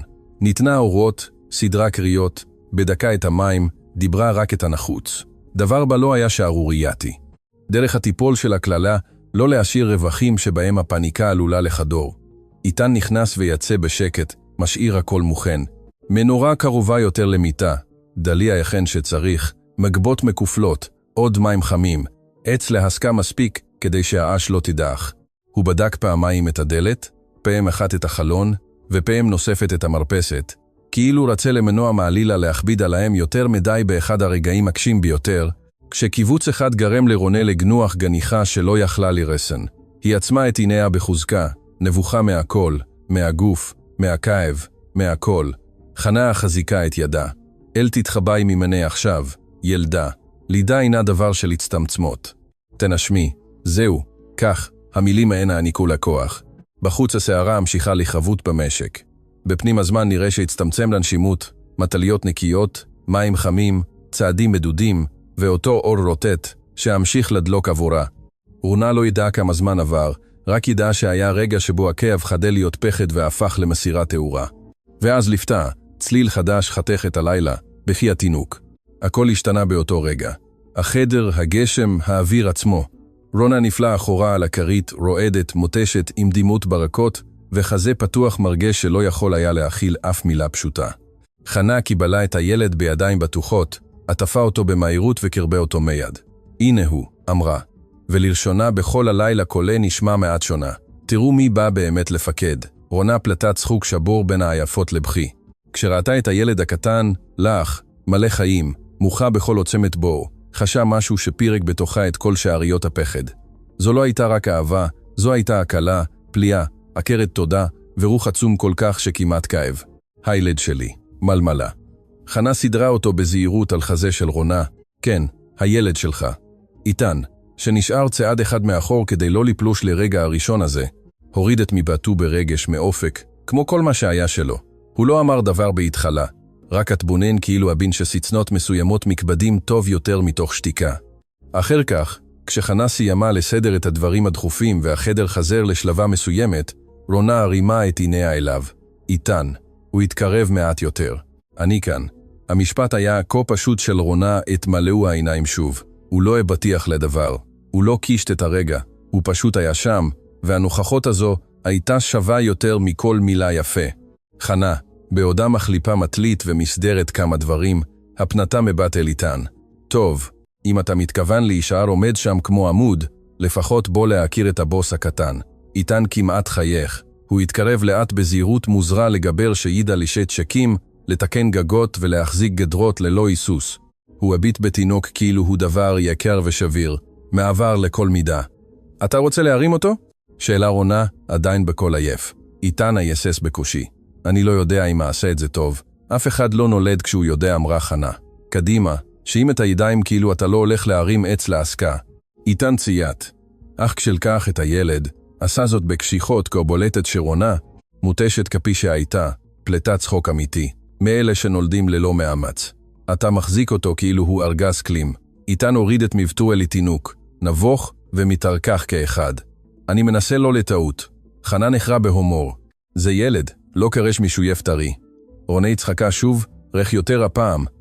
התינוק זז, קצת בזרועותיו של איתן, מחה לשתי שניות, ואז נשאר רגוע באופן מפתיע. איתן הביט בו בפליאה מאופקת. טוב, נראה שהוא לא דחה אותי עדיין. לא, אמרה חנה. תני לו זמן והוא כבר ילמד לדרוש. זה הקל על האווירה בחדר בבית אחת. אחרי עוצמת הלילה, הגמלוניות העדינה הזו של איתן עם ערך הנולד, הייתה כמו מנורה נוספת שעוד דלקה בתוך החדר.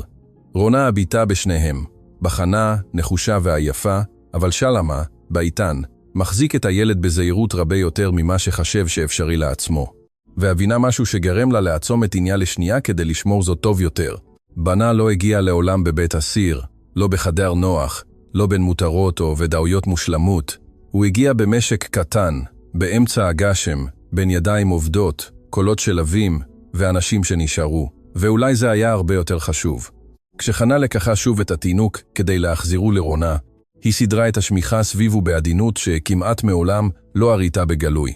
הקשה ביותר ever, אמרה. עכשיו צריך לנוח. רונה היא נהנה, מלא מדי מכדי לענות דבר אחר. בחוץ, הסערה המשיכה לרדת על הגג, אבל כבר לא נשמע אותו דבר. עכשיו כל חוות גשם נשמעה רחוקה, כאילו העולם כולו נסוג מעט כדי לפנות מקום לחדר הקטן הזה, לאמא המותשת הזו, לילד הרך שנולד זה עתה, ולאמת הפשוטה שזה עתה נולדה איתו. יש לילוד שבהם בית חדל להיות מקלט והופך למשפחה.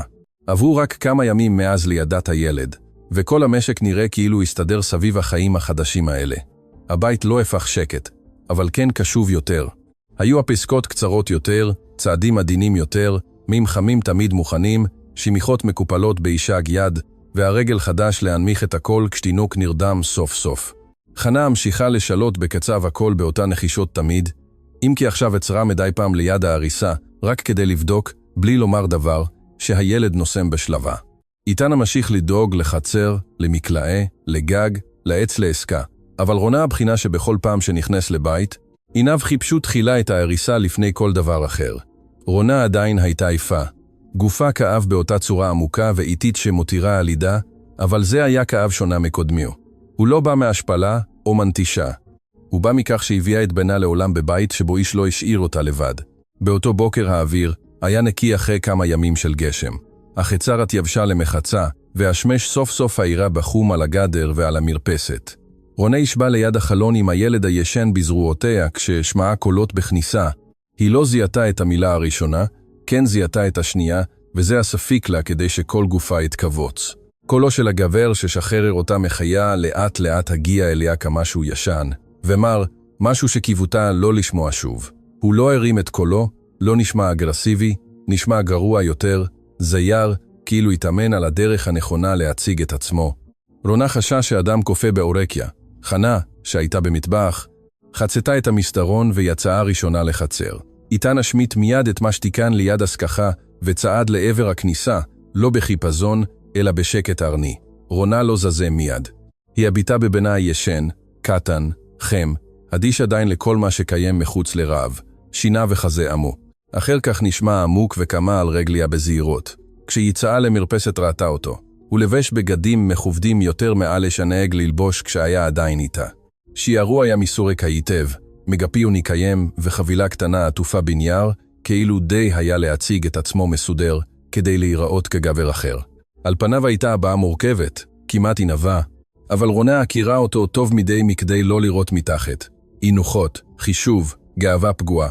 הוא לא חזר כשבכתה לבד. הוא לא חזר כשכמעט לא יכלה להתכופף ממשקל בטנה. הוא לא חזר כשאביה גירש אותה באותה קשיחות שקטה שכואבת יותר מצעקה. הוא לא חזר כשהגיעה למשק עם כלום מלבד מזוודה ישנה וילד שבדרך. הוא חזר עכשיו, כשהילד כבר היה בזרועות עמו, כשהיה בית שתמך בהם, כשניתן היה ליפות את היעדרותו קצת יותר. הוא היה הראשון לדבר, רונה. קולו יצא נמוך יותר ממה שזכרה. אולי חיפש להיראות מתחרט. אולי רק חיפש לא להביך את חנה. שמעתי רק לאחרונה, המשיך. נודע לי שהילד נולד ורציתי לבוא. רציתי לראות אותו. רציתי להביא לו משהו.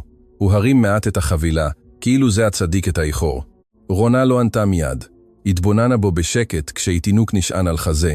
היא כבר לא חשה את התערובת הישנה ההיא של תקווה ובושה שנהג לעורר בה. היא חשה משהו אחר, בהירות כואבת, אבל נקייה.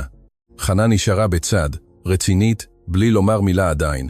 איתה נשאר כמה צעדים מאחור, קרוב מספיק כדי שרונה תרגיש שהיא לא לבד, אבל בלי להקדים סצנה שהייתה שלה. הגבר בלהרוק. אני יודע שהייתי צריך לבוא קודם. רונה חזיקה את מבטה. כן, המילה הבודדה הזו אילצה אותו להסתגל.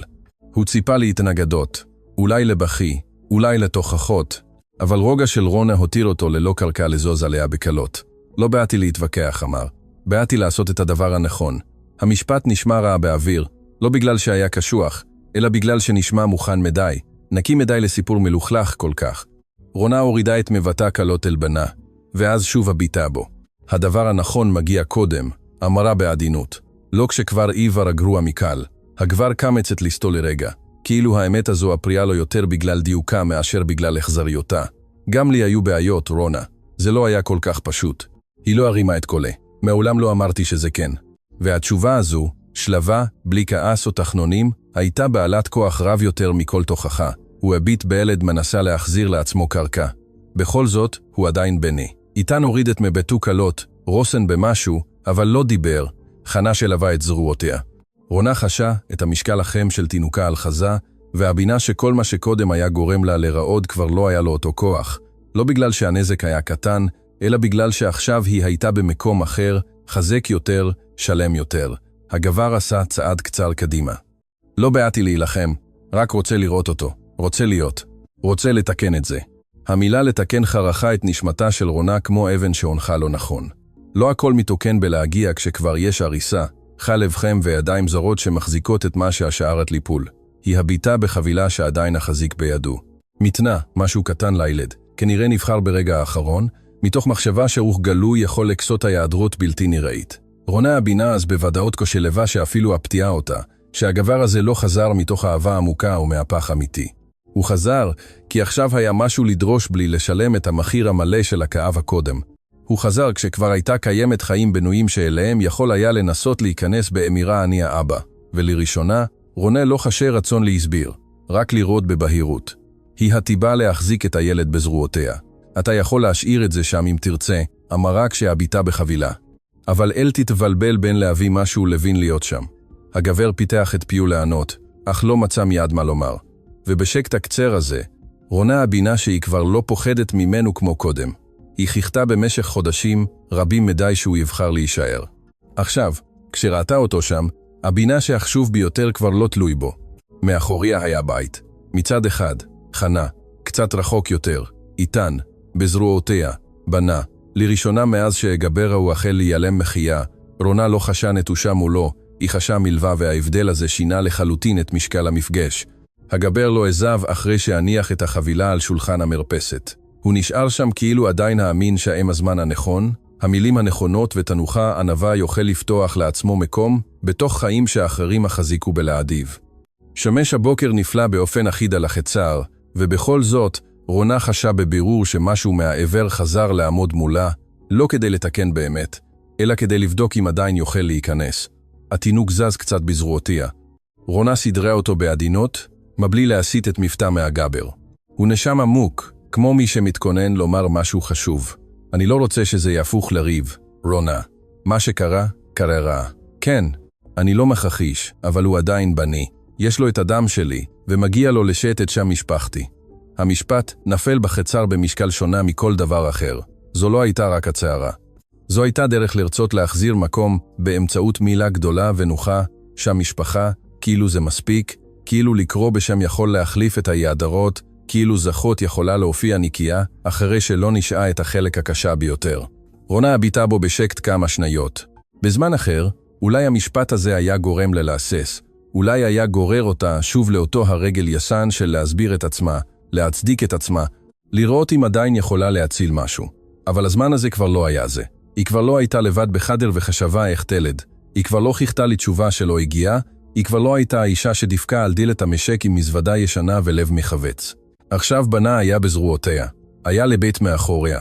היו לה החיים שאחרים עזרו להחזיק בלי לבקש דבר בתמורה, ובעיקר היה לה קול שכבר סוף סוף לא רעד בתוכה. ילד לא מקבל טיפול בגלל שהוא נושא שם משפחה, אמרה ברוגע, הוא מקבל טיפול על ידי מי שנמצא כשצריך. הגבר עניד בקושי את רישו, ביי נוחות. את לא יכולה להכחיש שאני אבא שלו. רונה הורידה את מבטה לשנייה אל התינוק וחזרה להביט בו. אני לא מכחישה לך את זה. מה שאני לא אקבל זה שתבוא עכשיו ותהפוך את המילה הזו לזכות. האוויר נראה כאילו נשאר במקום, איתן נשאר במרחק כמה צעדים, בלי להתקרב, אבל בלי ללכת. שתיקתו לא הייתה מרחק, זו הייתה כבוד. חנה, לעומת זאת, הייתה בעלת קשיחות בפניה שהפכה פחות ופחות מוסווית, אם כי עדיין אפשרה לרונה לנהל את השיחה. הגבר ניסה לרקח שוב את הטון. אני רק רוצה לקחת אחריות. רונה ענתה בלי להרים את קולה. אחריות מתחילה לפני שילד נולד, לפני שאישה צריכה לחפש קורת גג עם גוף מוטש, לפני שאחרים מקינים מים חמים, בונים הריסה ומחזיקים את הלילה. הוא בלה רוק. הביט לרגע אל פנים הבית, כאילו סוף סוף ראה משהו מכל מה שהגיע מאוחר מדי כדי לחלוק. לא ידעתי שדברים יסתיימו ככה. כן, ידעת שאתה משאיר אותי לבד, אמרה רונה. לא הייתה קשיחות בנימת קולה, רק אמת. ודווקא בגלל זה למשפט היה משקל כה רב. הגבר העביר יד על עורפו, מבויש, לחוד בין תפקיד המתחרט לבין הגאווה שעדיין לא אשלים לסחרר. באתי כי אני רוצה לעשות את הדברים כמו שצריך. רונה חזיקה טוב יותר את בנה, ועשתה צעד קצר לעבר מרכז המרפסת. לא כדי להתעמת איתו בכעס, אלא כדי למקם את עצמה בשלמות במקום שממנו כבר לא הייתה עומדת לסגת. לעשות את הדברים כמו שצריך זה לא להופיע כשכבר אחרים עשו את מה שאתה לא רצית לעשות. זה לא להגיע בכל רך, מתנה והמילה בין בפיך, בציפייה שזה יסדר הכל. הגבר כמעט את מצחו. אז מה את רוצה? שאלם? רונה ענידה בראשה בעדינות. אני רוצה שתבין משהו. להיות הגבר שבזכותו הילד הזה קיים לא הופך אותך אוטומטית לגבר שהיה כאן. ואני לא אפשר לך להשתמש בבני כדי להרגיש טוב יותר עם עצמך. זה פגע בובול. לרגע איבדת כה רוחו. זה לא הוגן שאת מדברת ככה. רונה הביטה בו בשלבה חדשה. שלבה שלא נולדה מחוסר סבל, אלא מכך שהפסיקה לקבץ הבנה היחן שמעולם לא הייתה. זה לא היה הוגן להשאיר אותי לבד כשנזקקתי לך יותר מכל. הגבר פיתח את פיו, אך הפעם לא מצא הגנה מהירה. החצר, המרפסת, הגדר, שמש הבוקר, הכל נראה כאילו הסתדר סביב האמת הזו. התינוק פלט צליל קטן רדום, ורונה נידנדה אותו בקושי ברוך אוטומטי שהבליט עוד יותר את הניגוד, בין מה שהיא החזיקה לבין מה שהוא התיימר לדרוש.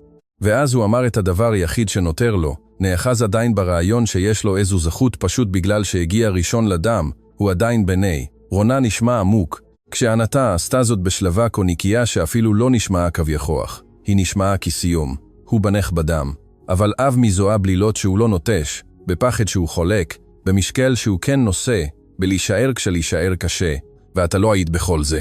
הגבר הוריד את מבטולי ראשונה, לא מתוך ענווה מוחלטת, אולי מבושה, אולי כי סוף סוף הבין שלא ימצא ברונה את האישה הרועדת שקיווה לשכנע.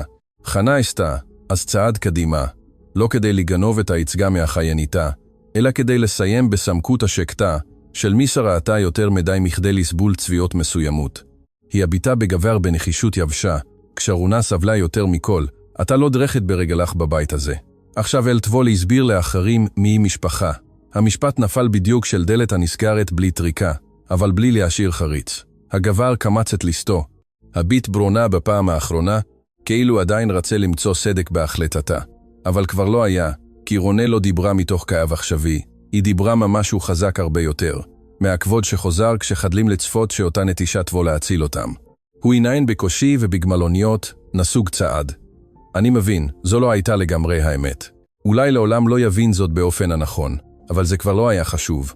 הוא לקח את קובאו, השאיר מאחור את החבילה שאביו ויצא מהחצר בלי לגעת בשום דבר נוסף. רונה עקבה אחריו במבטה רק עד הגדר.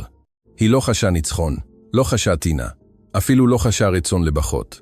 היא חשה משהו הרבה יותר מוזר וקל, כאילו חלק מחזה, שהיה מתוח זמן רב מדי, סוף סוף חדל להתכווץ. כשהגבר נעלם בדרך, המשק חזר לשקטו הפשוטה, צליל דלי שעוזז ברוח, כמה תרנגולות ברקע, העמולה המורחקת של משהו רותח במטבח. רונה הביטה בבנה, ואז הרימה את עיניה. איתן עדיין היה שם, שלב, בלי לפלוש, באותן הוכחות שמעולם לא דחפה, ומעולם לא חסרה. חנה התבוננה בה בקשיחות אוהבת, כאילו רצתה לוודא שרונה תזכור לנצח את מה שזה עתה עשתה. רונה הורידה את ראשה, ונשקה קלות את מצח בנה. היא לא ניצחה בביכוח, היא עשתה משהו חשוב יותר. היא הותירה בחוץ, במילים ברורות ובידיים נחושות, את כל מה שהגיע מאוחר מדי כדי לקרוא לאהבה את נוחיותו שלו. למחרת בבוקר, רונה התעוררה לפני כולם, כאילו גופה עדיין לא אשלים להאמין במנוחה. לרגע נשארה בשקט, מתבוננת בבהירות העדינה שנכנסה מחלון החדר. תינוק ישן בהריסה, עטוף בשמיכה הקטנה שחנה השאירה ימים קודם לכן. בחוץ, המשק בקושי התחיל לנשום. תרנגול רחוק, חריקת דלת, רישרוש קל של מישהו שמדליק את האש. רונה הניחה יד על חזה, ואז הבחינה. הלחץ הישן הזה, ההרגל לחיות כשמשהו לוחץ עליה מבפנים, הוא לא היה שם באותה צורה. לא נעלמה כל העייפות, ולא זיכרון מה שחוותה, ולא הרעידה שמשאירות פצעים מסוימים, אבל הפחד כבר לא שלט כמו קודם. הגבר מהעבר בא, דיבר, ניסה להיכנס שוב במקום שהכי התאים, והיא לא התפרקה. היא הביטה בו בפנים, דיברה ברוגע. הגנה על בנה בלי לצעוק, בלי להתחנן, בלי לסגת. ועכשיו, בבוקר הנקי הזה, האוויר נכנס לגופה בצורה אחרת. זו לא הייתה ניצחון, זו הייתה הקלה. היא קמה לאט, סדרה את שיערה, שטפה את פניה והרימה את הילד בזהירות. לקחה אותו איתה למטבח, שם חנה כבר עמדה מול השולחן, מפרידה כמה אסווי טיבול, ובודקת כמה גבינות טריות עטופות, זה עתה. אור הבוקר נפעל על הצניצנות, על בד הסינר, על העדים העולים מסיר קטן. הכל הריח לחם, חלב חם ויום חדש. חנה הרימה את מבטה. הבוס הקטן ישן, הוא העביר את הלילה בלתת פקודות. רונה חייכה. היום הוא היה רגוע יותר. חנה התבוננה לרגע בפניה לפני שחזרה לעבודתה. גם את. רונה נשארה בשקט כמה שניות. אחר כך היא נהנה באמת של לבה שכבר לא נזקקה להסתרה. כן, אני חושבת שכן. חנה לא שאלה שאלות גדולות. לא פיתחה את הנושא כאילו צריך לערער עליו כדי לאשר אותו. רק קרבה כיסא. אז תשבי. אישה שסוף סוף נשמע טוב יותר לא תתחיל את היום עומדת מתוך הקשנות. רונה ישבה עם הילד בזרועותיה, וניתנה לשלבה הפשוטה של המטבח הזה להתיישב בתוכה. זמן קצר אחר כך נכנס איתן מהחצר עם קובה ביד אחת וקופסת עץ קטנה ביד השנייה. כשראה אותה, עצר באותה הפסקה, כמעט בלתי נראית שתמיד הייתה לו כשביקש לוודא שהיא בסדר בלי לאלץ אותה להסביר את עצמה. בוקר טוב, אמר. בוקר טוב, השיבה רונה. איתן הביט בתינוק. אחר כך בא. הלילה עבר בשקט? רונה חזיקה את מביתו לשנייה. כן, יותר ממה שציפיתי. הוא הנהן ברוגע, כאילו הבין הרבה יותר ממה שאמרה. איזה יופי. הוא לא הוסיף דבר. ורונה הודתה בשקט על דרכו. זו ללוות בלי לבקש סיפור, בלי לדלות וידועים ממקומות שעדיין החלימו. חנה הניחה גבינה על השולחן, ופיתחה אחר כך מחברת חשבונות קטנה. עברה כמה דפים, עשתה חישוב בראש והביטה אחר כך ברונה בהחלטה פרקטית. חשבתי, רונה הרימה את מבטה. אפשר להוציא כמה חתיכות גבינה טריה קטנות, יותר לשוק של השבוע. הגדולות נמכרות היטב, אבל לא כולם יכולים לשלם אותו מחיר. וגם כדאי לנסות משהו מתוק, לא הרבה. בדיוק מספיק כדי לראות איך אנשים מגיבים. רונה סדרה את הילד בזרועה, והקשיבה בקשב. חנה המשיכה. יש לי מספיק פירוט לחמות ריבה אחת. ואם נעשה אותה עם קצת פלפל מתוק, יכול לצאת משהו שונה ממה שיש בשולחנות אחרים. רונה מצמצה. לא כי הרעיון נראה לה מוזר, אלא כי הבינה מיד לאן זה הולך. את רוצה שיעזור? שאלה. חנה סגרה את המחברת והביטה בישירות. אני רוצה שתעשי את זה. רונה חשה קפיצה קטנה. אני לבד? לא לבד, תקנה חנה. אני היה כאן, אבל אני רוצה שאת תהיה איזו שתחשוב על הכמות. תמדוד את הסוכר, תתם את הנקודה, ותראה איך כדאי לסדר אותה. הגיע הזמן שלא רק תעבדי במה שמבקשים ממך, אלא במשהו שגם ישה את ידך מההתחלה ועד הסוף. רונה הורידה את מבטה אל הילד כאילו נזקקה לשנייה כדי לסדר בתוכה את משקל האמון היפו הזה. אני לא יודעת אם יצא לי כל כך טוב. חנה הניחה את שתי ידיה על השולחן. לא שאלתי אם יצא לך מושלם. אני אומרת לך שאת יכולה לעשות את זה. המשפט נאמר בלי לרקח אותו, ודווקא בגלל זה הוא נגע עמוק יותר. רונה לא חשה לחץ, היא חשה גיבוי.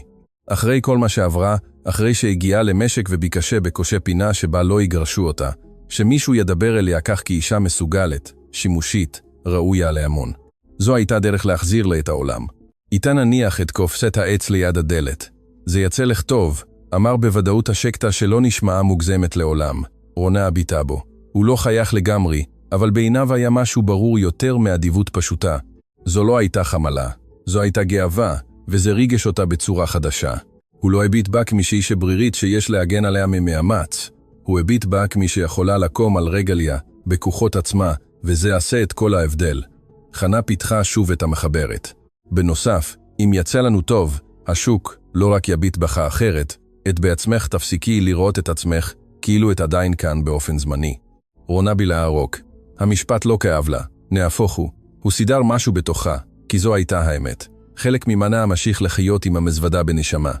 אף על פי שגופה כבר ישב לשולחן, אף על פי שהילד ישן בעריסה שבנויה בבית הזה, עדיין היה חסר לה לעשות צעד נוסף. לא רק לקבל את המחסה, אלא לזהות את עצמה כמסוגלת להשאיר חותם משלה במקום שקיבל אותה.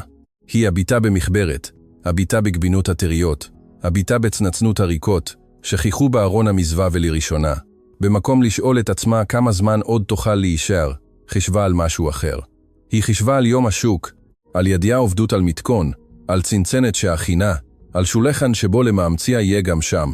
הרימה שוב את מבטה אל חנה. בסדר, אמרה לאט, אני אנסה.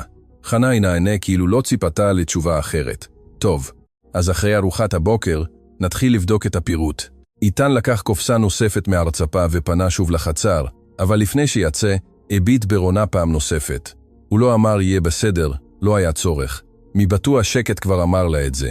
רונה הורידה את עיניה אל התינוק שישן בשלווה בזרועותיה, אדיש עדיין לסיבובים הקטנים והמכריעים של חיי המבוגרים. היא נשקה קלות את רישו ועל חזה התמלא משהו שלב, נחוש, זוהר. היא לא נכנסה לשלב חדש עם חצוצרות או הבטחות. היא רק עשתה צעד פשוט ואמיתי, להפסיק לראות את עצמה כאישה מוגנת, ולהתחיל לראות את עצמה כאישה המסוגלת לבנות. ובאותו בוקר, במטבח החם של משק שהריח גבינה טריה, עץ לעסקה והעתיד אפשרי, רונה הבינה שההחלמה לא תמיד מורכבת מלהשכיח מה שכאב. לפעמים היא מורכבת פשוט מלשבת לשולחן בלי לב מקבץ, ולקבל שהגיע הזמן לעשות משהו משלח בידיים. מאותו בוקר, המשק החל לנוע סביב רעיון חדש. זה לא היה שינוי רועש. לא היו הודעות גדולות או רגש מוגזם במטבח. פשוט בין החלב שרתח, הגבינות שנלחצו, הילד שביקש חיבוקים והמטלות הרגילות, החל להיפתח מקום למשהו שכבר לא היה רק עזרה, אלא יוזמה של רונה. חנה הוציאה את הפירות הבשלים שאספה. היה מספיק לקמות קטנה, לא יותר, בדיוק מספיק כדי לנסות. היא גם הניחה על השולחן סוכר, קינמון, כמה פלפלים מתוקים וכמה צנצנות נקיות. מסודרים באותו סדר פרקטי שתמיד העניק תחושה של אפשרות. לא נעשה הרבה, אמרה. רק את הנחוץ כדי לדעת אם כדאי לחזור על זה. רונה היא נענה, היא לא חשה פחד מדויק, אבל כן אחריות חדשה. כבר לא היה מדובר בלגרוף, לקפל מטליות או להפריד ביצים. עכשיו היא הייתה צריכה לחשוב על תערובת, לדאוג לנקודה, להחליט כמה מיתוק מספיק, כמה חריפות מתאימה, כמה זמן נוסף הפירוט צריכים להישאר על האש, כדי שלא יאבדו את צורתם או את אופיים. חנה לא הסתה את המטלה בשבילה. זה היה אולי הדבר החשוב ביותר. היא נשארה קרובה, כן. היא הראתה לה באיזה סיר כדאי להשתמש כשהאש הייתה גבוהה מדי.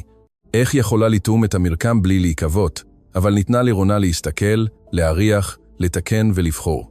אל תמרי אמרה לה בשלב מסוים, כשרונה הרבבה את הכף במית רב מהנדרש. דברים שרוצים לצאת טוב, כמעט תמיד דורשים קצת סבלנות. רונה הורידה קלות את כתפייה ונשמע.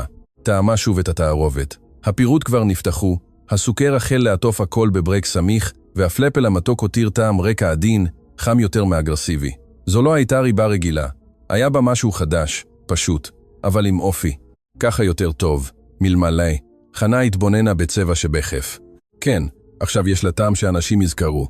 איתן נכנס למטבח בדיוק באותו רגע עם קופסה קטנה של גבינה טריה שזה עתה נוגזה. הוא הניח את המטען על השולחן וריח המתוק של הסיר גרם לו להרים את מבטו. זה מריח אחרת. רונה הביטה בו. אנחנו מנסים כמות. איתן התקרב מעט בלי לפלוש וחנה, הציעה לו את הכף לתאום טיפה חמה. הוא עשה זאת בשקט. אחר כך הינן בשלבה האופיינית לו. יש לה סוף טוב, רונה חייכה קלות. סוף טוב. כן, בהתחלה זה נראה עדין, ואז זה נשאר. חנה נחרה בהומור. תראה את זה. לא ידעתי שגם אתה מביא הדעה כאילו אתה מוכר. איתן הניח את הכף על שפת הסיר. אני לא מוכר כלום. אני רק אומר אם מישהו ירצה לתאום את זה שוב. והיא תשובה הזו, שנאמרה ללא קישוטים, העניקה לרונה ביטחון שקט שלא נזקק למילים נוספות. אחר כך הגיעה הגבינה. חנה רצתה למכור אותה בחתיכות קטנות יותר, עטופות טוב יותר, כך שיותר אנשים יוכלו לקנות בלי לחשוב יותר מדי. רונה הייתה זו שאכלה להציע דרך אחרת לחלק ולעטוף אותה. מנות שוות, מטליות חתוכות היטב, הצגה נקייה, פשוטה, מטופחת, בלי להפוך ליומרנית. ככה זה נראה יותר מסודר, אמרה. ישרה את החתיכות הראשונות. חנה התבוננה לרגע וגם יותר מחושב. רונה המשיכה לעבוד. הילד כבר ישן בעריסה ליד החלון, והמטבח כבר התמלא בריח הפירות המבושלים והחלב שהפך לגבינה. כל מטלה שהושלמה הותירה בה משהו יותר מעייפות, היא הותירה בתחושה חדשה, איתנה, קשה להסבר, שלא רק להישען על בית זר, אלא לתרום משהו שיכול להישאר בו. כשהגיע יום השוק, רונה הרגישה את ההבדל עוד לפני שיצא. בפעמים אחרות הלכה וצפתה מהצד, סובלת שאלות, מרגישה נצפית במקום נוכחת. הפעם נשאר ארגז עם חלק ממנות הגבינה שעטפה בעצמה, וסל עם צניצנות הריבה מסודרות בקפידה. היא לא התחבאה, היא הייתה עסוקה. ולפעמים עבודה שהונחה היטב בין הידיים משנה לחלוטין את הדרך שבה אדם נכנס לעולם. השוק היה חי כרגיל. קולות מצטלבים, סלים, תרנגולות, בדים, דוכני פירות, לחמים, פלפלים יבשים, נשים שדיברו בזמן שקנו, גברים שהטווחו על מחירים כאילו גם הגאווה נשקלה. אבל באותו יום, כשחנה סדרה את השולחן ורונה אכלה, להניח את הצניצנות וחתיכות הגבינה, המבטים הזרים לא נפלו עליה באותו אופן כמו בפעמים אחרות. הייתה סקרנות, כן, אבל עכשיו היה גם עניין. מה זה? יש בזה צ'ילי? אתם עשיתם את זה? הגבינה הזו נראית יפה ככה עטופה. רונה עינתה ברוגע, הסבירה את התערובת, הציעה לטעום קצה של כף, סדרה טוב יותר את הצנצנות, מסרה את החתיכות הראשונות בידיים כבר בטוחות. חנה נשארה לצידה, מתבוננת מבלי לקחת את אור הזרקורים. איתה נזר בהתחלה עם המטען, ואז נשאר קרוב רק במידה הנחוצה, מותיר להן להיות במרכז המקירה. אישה טעמה את הריבה, הרימה גבות וביקשה צנצנת. אחר כך הגיעה אחרת. אחר כך מישהו קנה 2 חתיכות גבינה. גבר שאלים בשבוע הבא יהיה יותר. ולפני שרונה הספיקה להבין שזה באמת קורה, המנה אכלה להתרוקן מהר מהצפוי. היה משהו מתקן עמוק בסצנה הזו. לא רק בגלל הכסף, לא רק בגלל גאווה למקור, אלא בגלל שכל קנייה הייתה צורה קונקרטית של הכרה.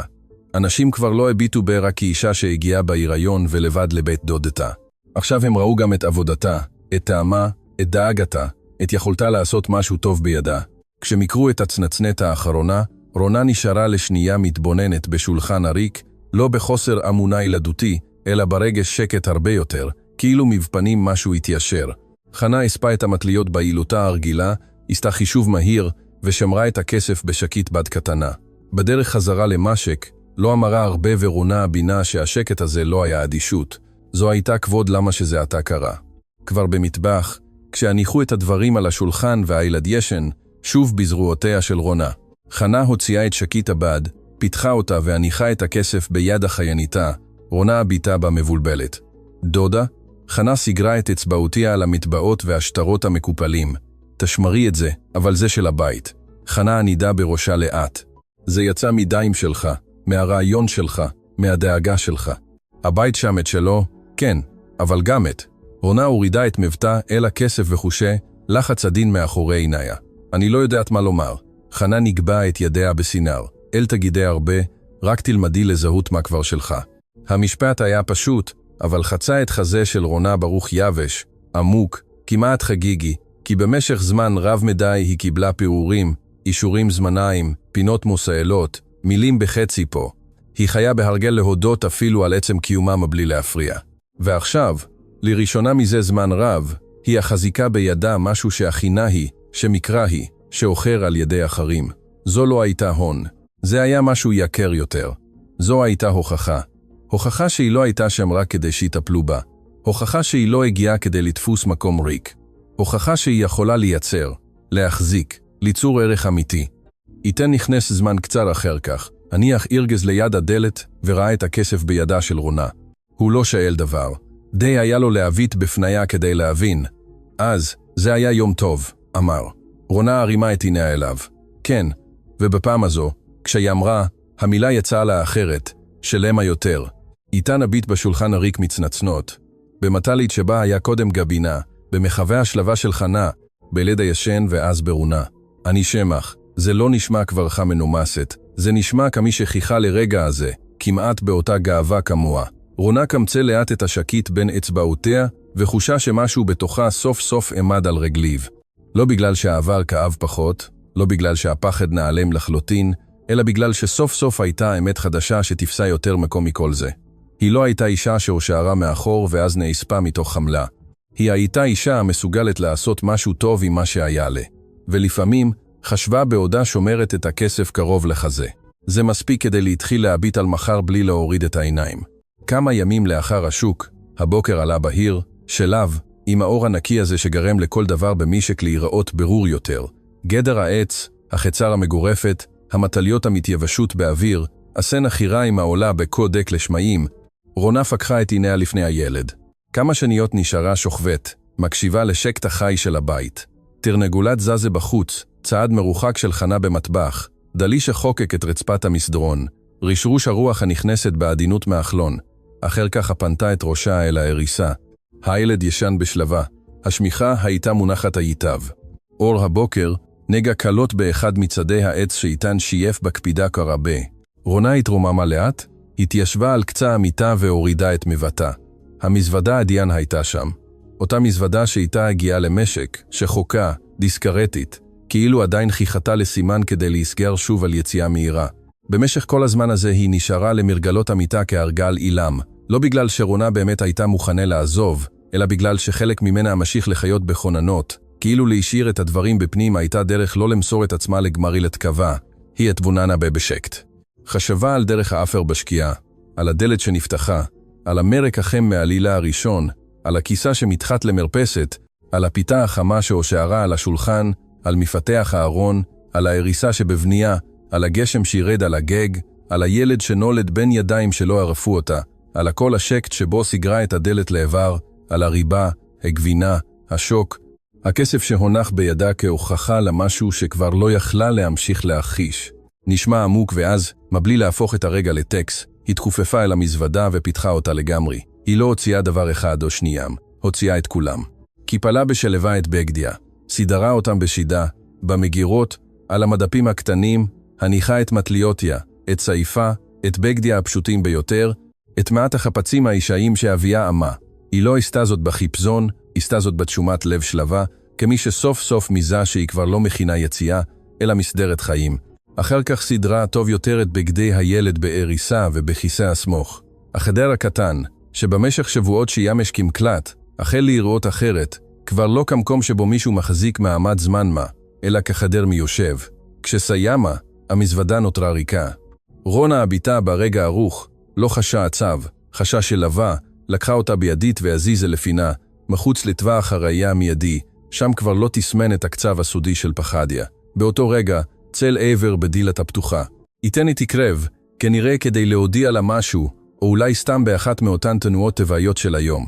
אבל כשראה אותה עם המזוודה הריקה בידיים, עצר. הוא לא דיבר מיד. עיניו נעו מהפינה שבה רונה זעתה הניחה את המזוודה אל השידה, שהייתה עכשיו מלאה, אחר כך אל העריסה ואז אליה. על פניו לא הופיעה הפתעה פתאומית. רק רגש מאופק, עמוק, מעל שבו תמיד נראו מגיעים קודם למוות לפני הכל. רונה הניחה את המזוודה ונשענה והפנתה את ראשה אליו לשנייה. אף אחד מהם לא אמר דבר. בחוץ נשמעו קולות החצר הערה, השמש שעד חזקה על הקירות, תרנגולת מוחה על משהו חסר חשיבות. בפנים, החדר נראה ששמר על שקט אחר, כאילו ידע שהרגע הזה אינו זקוק לחיפזון. רונה דיברה ראשונה ברכות, שכמעט נשמעה כהתוודות. אני חושבת שכבר לא היה טעם להמשיך להשאיר אותה למרגלות המיטה. איתן הביט שוב במזוודה הריקה. אחר כך אליה, כבר לא, אמר בקול נמוך. הדרך שבה אמר זאת גרמה לרונה להרגיש שהוא לא דיבר רק על המטען. היא הניחה יד על משענת הכיסה, מחפשת להחזיק משהו שבעצם כבר היה די איתן בתוכה. לקח לי זמן להבין את זה. איתן עשה צעד פנימה, לאט, בלי לשבור את שלבות החדר. יש דברים שמבינים טוב יותר כשסוף סוף הם חדלים לכאוב באותו אופן. רונה הביטה בו. בזמן אחר אולי הייתה מורידה את מבטה. הייתה מחייכת קלות. הייתה מניחה למשפט לעבור מבלי להתקרב יותר למה שבאמת פעם בין שניהם. אבל היא כבר לא הייתה בנקודה הזו בחיה. היא למדה יותר מדי על היעדרות וגם על נוכחות, על מי שמגיע מאוחר ועל מי שנשאר בזמן. איתה נמשיך לדבר עכשיו באותה נחישות של לבה שניבה מכך שמעולם לא אמר יותר ממה שבאמת הרגיש. רונה, אני יודע שלא נכנסתי לחייך מההתחלה, ואני יודע שנאלצת להחזיק יותר מדי לבד. אני לא רוצה לבלבל אותך, או ללחוץ עלייך בשום דבר. היא לא הסיטה את מבטה. איתה נשם פעם אחת, כאילו מסדר בתוכו את מה ששמר זמן רב. אבל אני גם לא רוצה להמשיך להעמיד פנים, שאני כאן רק כדי לעזור לך קצת וזהו. החדר נראה כאילו נשאר שקט עוד יותר. רונה חשה שלווה פה עם לאט, אבל בעוצמה. איתה נוריד קלות את מבטו אל ההריסה, ואז שוב הרים אותו. אני רוצה להיות, אמר. לא לזמן מה, לא בזמן שהכל מסתדר. אני רוצה להיות באמת. אני רוצה לדאוג לך כשהחיים יהפכו כבדים. אני רוצה שתוכלי להישען עליי בלי לחשוב שתפריעי. אני רוצה לראות את הילד הזה גדל, אם תרשי לי. לא מתוך רחמים, לא כי אני חושב שאת חלשה, ההפך הגמור. הוא עשה הפסקה קצרה, ובפסקת הזו היו שנים של עמות של סוג הגבר שהיה. אני אומר את זה כי אני מעריץ אותך, כי ראיתי אותך כמה בכבוד שלא עושה רעש, אבל מחזיק, כי כבר הרבה זמן שהמשק הזה לא מצטייר לי אותו דבר בלעדייך, וכי בחרתי בך הרבה לפני שעזתי לומר זאת. רונה חשה שמשהו חם, עמוק מאוד, ממלא את חזה. זו לא הייתה התרגשות של אהבה נאורים, ולא שייכות של הבטחה קלה. זה היה משהו של אהב יותר, בוגר יותר, מרפא יותר. הוידאות של להיות מול גבר שלא הציע לה מילים יפות כדי לחבוש רגע, אלא נוכחות כדי לחלוק חיים. הנה הנאו לאט מאיתן אל ההריסה, אחר כך אל השידה, אחר כך אל המזוודה אריקה שהונחה בצד בפינה. כל מה שעד לא מזמן היה זמני היה שם, הפך לדבר אחר, בית, ילד, עבודה, שולחן, עתיד. היא שוב הביטה בו וחייכה קלות באותו רגש עדין, שלא צריך להפוך לגדול כדי להיות סופי. אתה כבר היית שם, אמרה בקול נמוך. אני חושבת שאני הייתי זו שעדיין התאחבה מלהאמין בזה. איתן לא ענה מיד, אבל על פניו משהו דומה להקלה, לאחרת תודה ולשמחה שקטה מאוד. הוא עשה צעד נוסף, לא כדי לפלוש אליה, אלא כדי להתקרב מספיק, כך שהאמת בין שניהם תחדל להיות במרחק הלא נאמר. ואז, מהמטבח הגיע קולה של חנה בדיוק כמעט פלאי שתמיד היה להופיע, בדיוק שריגוש עמד להפוך חגיגה מדי. אם כבר סיימתם לעמוד שם, מביטים זה בזה כאילו הגבינה נלחצת לבד, בואו לאכול ארוחת בוקר. רונה פלטה צחוק צלול, כליל ואיתן הוריד קלות את רישו בחצי חיוך, שהיא כבר למדה לזהות. קולה של חנה שוב עלה מלמטה, ותביאו את הבוס הקטן, שאף אחד לא יתאהב כאן על בתן ריקה. זה שבר לגמרי את המתח המתוק של החדר והחזיר אותו לחיים, וזה בדיוק מה שחנה ידעה לעשות טוב יותר מכל אחד אחר. רונה לקחה את הילד בזרועותיה. איתן התקרב כדי לפתוח לטוב יותר את המעבר לדלת. הוא לא נגע בה עדיין, לא היה צורך. המחווה הספיקה. לפני שיצאה, רונה פנתה את ראשה לרגע אל החדר. המזוודה כבר לא הייתה למרגלות המיטה, והפרט הקטן והשקט הזה היה שווה יותר מכל הצערה, כי בתחילת הסיפור הזה היא הגיעה כאישה שביקשה מקום להישאר בו, רק מעט, מספיק כדי ללדת מבלי להזרק שוב אל העולם. עכשיו היא יצאה מהחדר הזה עם בנה בזרועותיה, עם גבר טוב לצידה ועם חיים שכבר לא הרגישה כמו סעלים. היא לא ידעה את כל מה שיבוא, איש אינו יודע. אבל לראשונה מזה זמן רב המחר, לא נראה לה כיום. הוא נראה לה כשולחן ארוך, עבודה משותפת, בית שנושם איתה, אהבה שלא עשתה רעש, אבל ידעה להישאר. וכך, עם אור הבוקר שנפתח על המרפסת וקולה של חנה, הממתינה להם מהמטבח, רונה ירדה במדרגות. לא כמי שחוששת שיגרשו אותה אם תתפוס יותר מדי מקום, אלא כמי שסוף סוף הבינה שיש מקומות שבהם לא נכנסים לבקש רשות להתקיים, נכנסים פשוט לחיות. לפעמים הבית האמיתי אינו המקום שבו נולדנו, אלא המקום שבו סוף סוף חדלים לגרום לנו להרגיש שאנחנו מיותרים, ויש האהבות שאין הנבחנות בהבטחות, אלא בהחלטה השקטה להישאר בימים מקשים ביותר. תודה שליוויתם את הסיפור הזה עד הסוף. מי ייתן והסיפור הזה הותיר בכם מעט של לבה, רוח ותקווה. שלעולם לא תחסר לכם דלת שנפתחת בזמן. יד שנשארת באמת ומקום שבו לבכם יוכל לנוח ללא פחד.